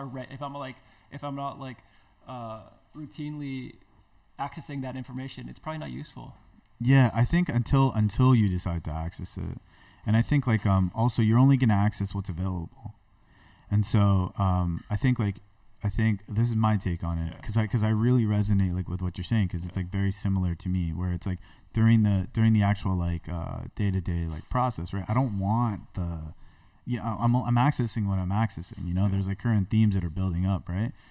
But if I don't document this information in some way, then I actually don't have the capacity to access it, because that information doesn't exist. If I want to know how I think about this podcast like 3 weeks ago or something, right? I don't know. I'm like, because I'm learning so fast, and my brain, I'm rewiring my brain. I'm doing this thing like right, like we just keep doing this and practicing. So you're saying you wouldn't remember this conversation we're having in 3 weeks? I wouldn't remember. I think once you like learn and internalize something, maybe not 3 weeks, but maybe 6 weeks, 9 weeks, 12 weeks. I think if I've forgotten about whatever we said today in like 6 weeks, probably wasn't useful. No, I don't think so. I think it's sometimes you internalize things and you're operating with that knowledge. If I can't consciously access something that we've talked about, then maybe this is like gonna get. It will exist subconsciously somewhere. Yeah. Right. And I mean that's what like we've talked about. That's what this I don't know. It just gives me ideas. It gives me ideas. In the same way you might read a book and it gives you ideas. I think looking at things that I've documented in the past related to a particular subject can allow me to think about that more. I think it's just interesting. I think like if I read, for example, like this Homer's Odyssey thing, and if I document my notes, the process of there's like multiple benefits for me. So like if I'm reading this book, Homer's Odyssey, and I make notes on it after each reading session, and I backlink it with like the note or whatever, like I could see it being useful for like reinforcing that, making sure hold on. So for sure like I can say this for sure with my process. It's like there's different forms of like developing understanding and pattern recognition that happens through like me writing things, but then also this. Like right now, I'm just vocalizing this stuff pretty much for the first time, I think, right? And so by vocalizing this, I'm also like helping myself understand why it is that I even do the thing. So I'm like evolving in my skill level, right? Mm-hmm. But it's the same thing that happens when I like write things out. I'm like writing the thing, and it's like helping me more deeply understand it. And it also takes a shit out of my head and puts it in some other thing, so I can just go and think about something else, right? And that like documented. And that's the day-to-day experience, right? I'm ingesting information, I'm getting inspired consciously or subconsciously, I'm taking some of that information out. The information I take out is an abstraction. I may only get some of it, right? I take it out in two different ways. I put it into Obsidian. I'm having this conversation. If it's not here, I go on walks or talk to my friends. And so there's this conversational output, and then there's like this writing output, right? That's the day-to-day. All I'm saying is there's this other experience that's difficult to describe, right? Which is other mode that's available. In the same way conversation is a mode, in the same way writing is a mode, in the same way reading a book is a mode, or watching a film is a mode of ingesting and interacting with information. Another mode is reading the stuff that you've written about a particular subject, right? That have built up over time, and seeing the new patterns and connections that form, or revisiting things that you knew but you kind of forgot about, right? And then it can lead to like breakthroughs. In the same way, a conversation with someone where someone says some random shit about like tacos or something helps you, inspires you in some unexpected way, right? It's the same kind of thing. So it's just a different. It's just it's kind of the same thing with Rome as well, right? It's like, does it fucking matter? I don't know. They didn't have zero, right? And they still able to like develop, right? So like, does this shit really fucking matter? No, probably not. But don't you think there's just too much like data? Like there's too much information, and this process you're describing is creating more data, and there's only I treat my brain as like the central source of what's worth knowing and what's worth memorizing. And if I can't remember it, it doesn't matter. There's too much shit that you're exposed to on a day-to-day basis. Yeah, for sure. So I think there's different ways of like interacting with information. So the one way of interacting with information is you're continually trying to ingest information, whatever the fuck that is. You're just continually reading, you're on social media, constantly watching videos. And when does that become too much information? In my opinion, it becomes too much information when you are doing more of that Yeah. than actually having direct experience with things yourself. Let right? me ask you then a question. Yeah. Like how often do you experience something, or you're exposed to something, or even in a conversation, or you read something that's like so impactful that you're like, okay, that's something I have to memorize. Like I have to use that for something later on. Like how often does that kind of inspiration happen? Because for me, it happens like once a week, and I'll remember that. I'll remember that moment. There's things that people tell me to do, or like references that people. So okay, I think part of it also like just takes a little bit of experience. Yeah. So for example, people will say to me like, "Hey, you got to watch this film. Yeah. Hey, you got to check this thing out. Hey, you got to like whatever." And in the past, the way I would like handle that is that I would kind of like, treat that as like it's just more shit to do. Yeah. Right? Because I got a lot going on. I have a lot of different responsibilities. So when someone says like, "Hey, you need to like watch this film," right? It's just like, when am I going to find the time to watch this film? Yeah.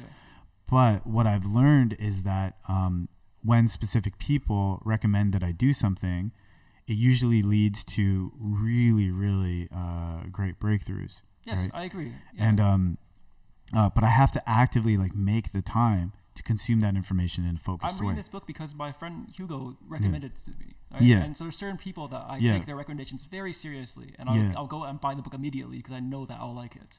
Exactly. Right? But then a lot of people like, I love having conversations with people, but a lot of it's just kind of like for fun. It's not really useful for me. Yeah. Right? So I think. Why would I record any of that? Yeah. I think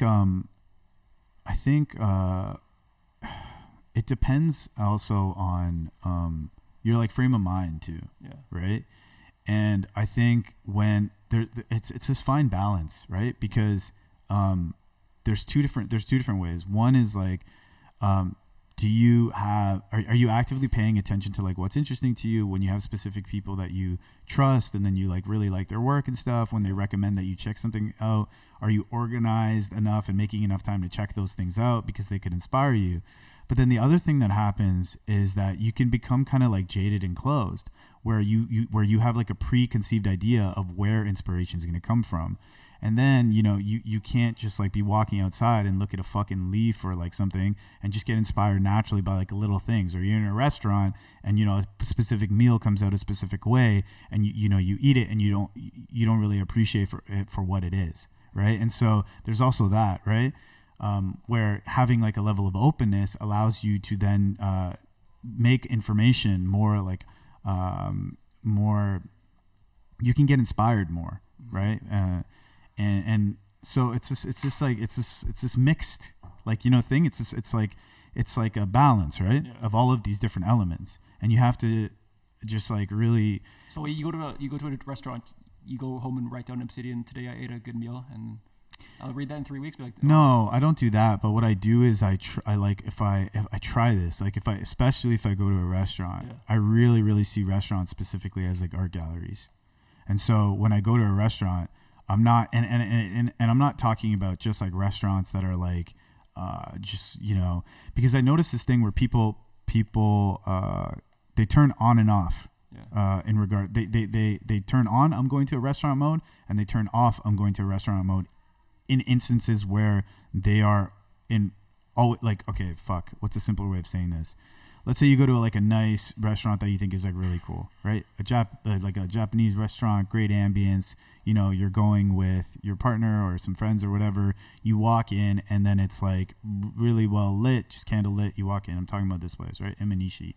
And so you walk in there, right? And so maybe you walk in there and. There. What? It's on Dundas, right? Yeah. So maybe you walk in there and you're like, I'm going to a restaurant. I'm in a restaurant. Wow, look at this menu. Wow, look at what they're serving, right? They're designing the environment in a way to elicit that kind of like, hey, let's have a special thing, right? And then if you go to like some shawarma joint in some plaza in Mississauga, you're just like, I'm just running in here getting a shawarma, like whatever, Yeah. But for me, it's not that I'm saying I'm gonna go right in Obsidian after. For me, it's like they're both the same. They're both the same thing. So if I go to some shawarma joint in a plaza in Mississauga, or if I go to like this Japanese restaurant, I try to be in that same mode where I'm like, I'm in an art gallery right now, right? But you have to kind of have like a filter, don't you? What do you mean? So like, if you're like constantly listening for inspiration, yeah, you're going 99.9999999% of that information is going to be noise. isn't it? No. And I think to say that like going to like a shawarma place is like, maybe the kind of work that you're interested in or the kind of creative pursuit you're interested in are different than mine. I don't think I'll ever get inspired by that. And I understand why someone might get inspired by it. Yeah. But like the kinds of things I have to be inspired by are like, they have to require a huge amount of concentration and focus, like this thing that we were just talking about, so the book, right? Or like, I don't know, I think that there's not enough like information density in these experiences for me to really be inspired and really use that in a practical way. But that's what that's what I mean. It's all this noise, it seems. Yeah, and that's exactly what I mean. That's what I'm trying to say. It's like on one hand, there's like having a bar for like what inspires you, and having like this is what, and constantly looking for and being disciplined about like what it is that inspires you. But that's also has a negative attribute, which is that you get stuck where you actively before even truly experiencing something, you already have made the decision that it's not going to be inspiring. Do you feel like there's like a shortage of like inspiration then? No, I think there's a lot of people that you have to listen to everything. No, I think there's a lot of people that pre-decide what is going to inspire them. And so by doing that, what happens is they can't walk into a shawarma. They're fucking eating the shawarma. They can't even taste it because they're not there. They're some other fucking place, right? Yeah. And so there's a negative there's a positive to having a high bar, because the positive to having a high bar is that you're actually disciplined and very meticulous about what is actually signal and what is noise. It's important to parse these things out because there's so much fucking information. You can dart from this to this, dart from this to this. But the other thing that I think is also very much missing is the idea that you could turn all of that off, right? And you have the same human hardware as existed, 100,000 years ago. Yeah. So if someone could get inspired by some like random piece of mud, then why can't like that becomes like face paint or some shit? Like, bro, like my brother in Christ, like they didn't come up with all that shit because they were getting inspired by mud. They came up with fire because they needed to like defend against. They need to first of all like build shit so they can not be constantly stressed out. In that movie, man, there was like face paint and shit. There's like a lot of different things. There's like clothes, they didn't come out. Not all inspiration is survival based. Not even in that film, right? There are some things. But there's something to be said about the sensitivity of your creative receiver, right? Yeah, and that's what I'm saying. I'm saying like it's different. There's obviously two different ways of seeing it, right? Like it's like obvious. It's like this is what I'm saying is 100% true, and like literally, it's like there's value in having a high bar for what is signal and what is noise, right? Yeah. But obviously, if you are parsing out what is signal and what is noise, right? The obvious drawback to that is you might be dismissing something. Yeah. Do you that is not noise. American Beauty? Yeah. Garbage bag and shit. Garbage bag? Yeah.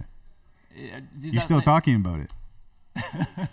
This is fucking best scene in the movie. But we're talking about it in a meta. American Beauty, man. Meta place. We're not talking about it's like if you're literally a guy filling a garbage bag, then okay, cool. Like maybe that's inspiration for you. The concept of someone being inspired by that's interesting. That's what I'm talking about. But you're talking about looking at the garbage bag, I think. No, I'm talking about being inspired by the garbage bag. You're talking about stepping out of your frame and going for shawarma. Yeah. I'm saying that it can be in the same way that you can really be disciplined about what is signal and what is not signal. In the same way you can be very disciplined about that, there are also people that are just not open enough. And openness to be able to pull from very random little things also requires its own discipline, right? Because it's actually very counterintuitive. People are not the majority of people are going into places and experiences that they like take for granted and shit, and they're not being inspired by these things. They're not being inspired, right? Yeah. You just like that's what I'm saying. There's a mode, right? Like when you walk into like a nice restaurant. They're using ambiance, decor, design, and things to elicit a different mode of behavior out of the guests. They're trying to break them out of their like autopilot behavior, right? And so, but when you go to like a random restaurant in a plaza, that doesn't exist, and so you can just walk in with autopilot, grab your shit, and eat it. Yeah. But I'm saying, as a person, that what I like to do is because I want to find information from new sources. I want to find information from unexpected sources. I try to constantly like slow my mind down so that I can be inspired or see something that other people don't see, right? Without needing someone else to like program that behavior for me, if that makes sense, right? And so like, you know, like why can't, like, it's a skill. It's a skill that I've developed to be able to go into a place that people are just like walking by, and to then stop and think more deeply about it for a minute and to say, how could I apply that? What is that? What is this? Is there a little detail here that I could like extract? A little sentence that somebody says. This is like all very abstract for me, so it's like hard to like. I understand what you're saying. Yeah. I can give you an example of a well, I can give you inspiration. Yeah. Well, hold on. Yeah. It's not abstract because, like, for example, you're talking about let's say like Stephen Hawking, right? Yeah. You're talking about this book. Yeah. They got like you're like, hey man, there's these two patterns, and then they fucking you know what happens is there's two slits and like two can go in, or maybe only one go in, right? Yes. That's fucking abstract. That's very inspirational for me, though. Yeah, that's something inspirational. And I'm just saying, like, I won't get that from going to Ibinishi or whatever the restaurant. Yeah, maybe you won't, but yeah. Our brains are much different. Yeah, no. I just want to say one thing because it might be useful. Okay. For me specifically, I get inspired by that. I don't know why, man, but this is just legit the way my brain works. Yeah. I get inspired by that, the Stephen Hawking book, the detail and all that shit. And also, there's this shawarma place called Alpha's, and they make shawarma. Yeah. And what they do is they take, like, I don't know what it is. They're like, Vince, what's the white stuff, the cream stuff called in the shawarma? Garlic? Garlic. It's like a garlic cream. Okay. And they take like a big chunk of it. They give you a bunch of garlic cream. And they put garlic and tahini, and they take a big chunk of it and they put it on top of the shawarma like a fucking ice cream cone. Okay. That shit inspires me. But like to do what? I think Are you like what is the slit thing inspire you to do? That challenge. Wait. No. You said it inspires. I think I've given you a lot of time to prove your case, and I understand what you're saying. Wait. You said it inspires you. Yeah. You said you don't know exactly how it inspires you, but it connects to something down the road. Yes. Right. It's the same thing with me. Well, no, hold on. I do understand why it inspires me, because it makes me challenge the fundamental nature of the universe. Yeah. It makes me ask, why when I push against this thing, does my finger not go through it? Yeah, and for me, exactly. And for me, when the guy puts the garlic tahini cream on the fucking does it make shawarma, you question, like, yeah. Because I'm like, oh fuck, that's crazy. I'm thinking about Stephen Hawking and all these fucking complex concepts and shit. I'm like thinking about it. And then I just walk into this place, and there's some other dudes that are just that were just like, you know what? Let's just take a bunch of fucking cream and put it on. And then when we do, we see people smile and shit. They're like pushing. They're like trying to make really good shawarma, like get better at making shawarma constantly. And people are coming in. Yeah. It's this whole other system. And it's like when I see that, it breaks me out of that. It breaks me out of that and reminds me that there's like this whole other world that's like happening, and there's all these other like little delightful ways. And I think about the feeling I have when the guy puts it on. Like maybe I'm having a tough day, maybe I'm having like a lot of shit on my mind, and I'm really in my head. And then I walk in, and then like I'm expecting a shawarma in a certain way, and this is a real moment that happened. I was at Alpha's.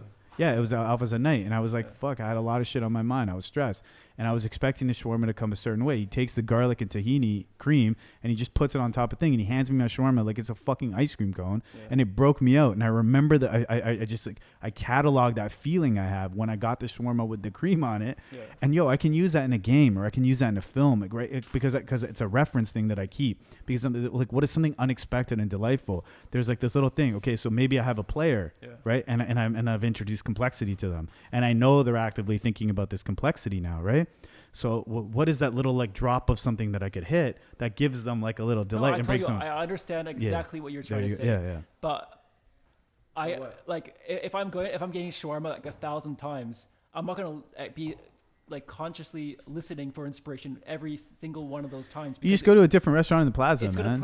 It's gonna interfere with the things which like there's only so many things you can keep in your mind, right? So this is the drawback. Yeah. This is the drawback. Yes. So the drawback of being like hyper open, super sensitive, right? It's just like you don't have a bar.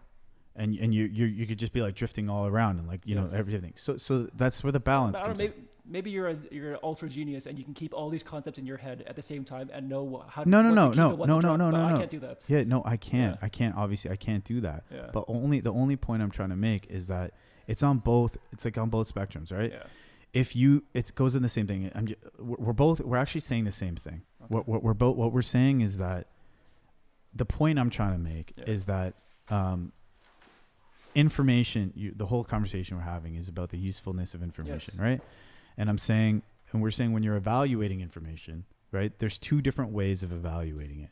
Both are useful, and both have extremes that make them unuseful, right? Yes. So when you're parsing out signal and having a high bar for the information, it's great because you're thinking deeply about what matters and what doesn't matter with the information.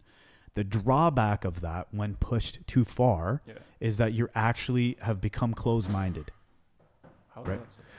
Because what happens is when you're parsing out information of what is signal or what is not, you're making decisions. You're predefining information, right? And that has value because there's a lot of noise, and predefining information allows you to determine what is signal. But it has drawbacks. It has fucking drawbacks, and the drawback is that you could incorrectly define that information. Right? Yeah. That's 100% true. And so the same other side, right? It's like you turn off the definition mechanism in case you are incorrectly predefining information that could be signal, right? And when you do that, interesting things happen. What happens? Information that you thought wasn't signal is. And it comes in unexpected places. But wait. But to prove your point, the problem is with that, that of course you can't just operate like that, right? Only thing I wanted to say to you, Gabe, is the pattern that I've noticed is in our society. If you are somebody that is predefining information because holding a high bar, you think that you'll be inspired by any. Well, no, hold on, one sec.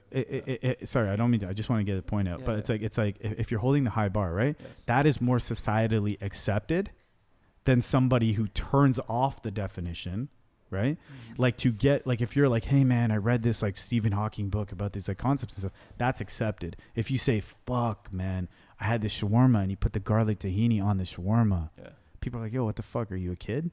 Like, what, are you amused by these simple things? And so all I wanted to point is that there's this is very counterintuitive for a lot of people, especially like as you become like an adult. A child operates like this, right? They're inspired by things. You know, they ask just the way, when you're in a car, the way that trees move by, and the kind of like pattern, the visual pattern it makes is inspiring to a child, right? But to an adult, if you're saying like, fuck man, these trees are banging for me right now, like the way they just go fly by, it's like, what the fuck? I think it's the information density. Yeah. It's the information density of like the guy scooping the thing onto the shawarma. Yeah. It's not a very information dense thing, whereas maybe reading a complex book can be very information dense. So if there's like 1,000 units of information in this one thing, there's a higher chance you'll be inspired. Not to say that you can't be inspired by this one point of information. And to your credit, we watched the other documentary. Which one? The Out of the Cradle. Yeah.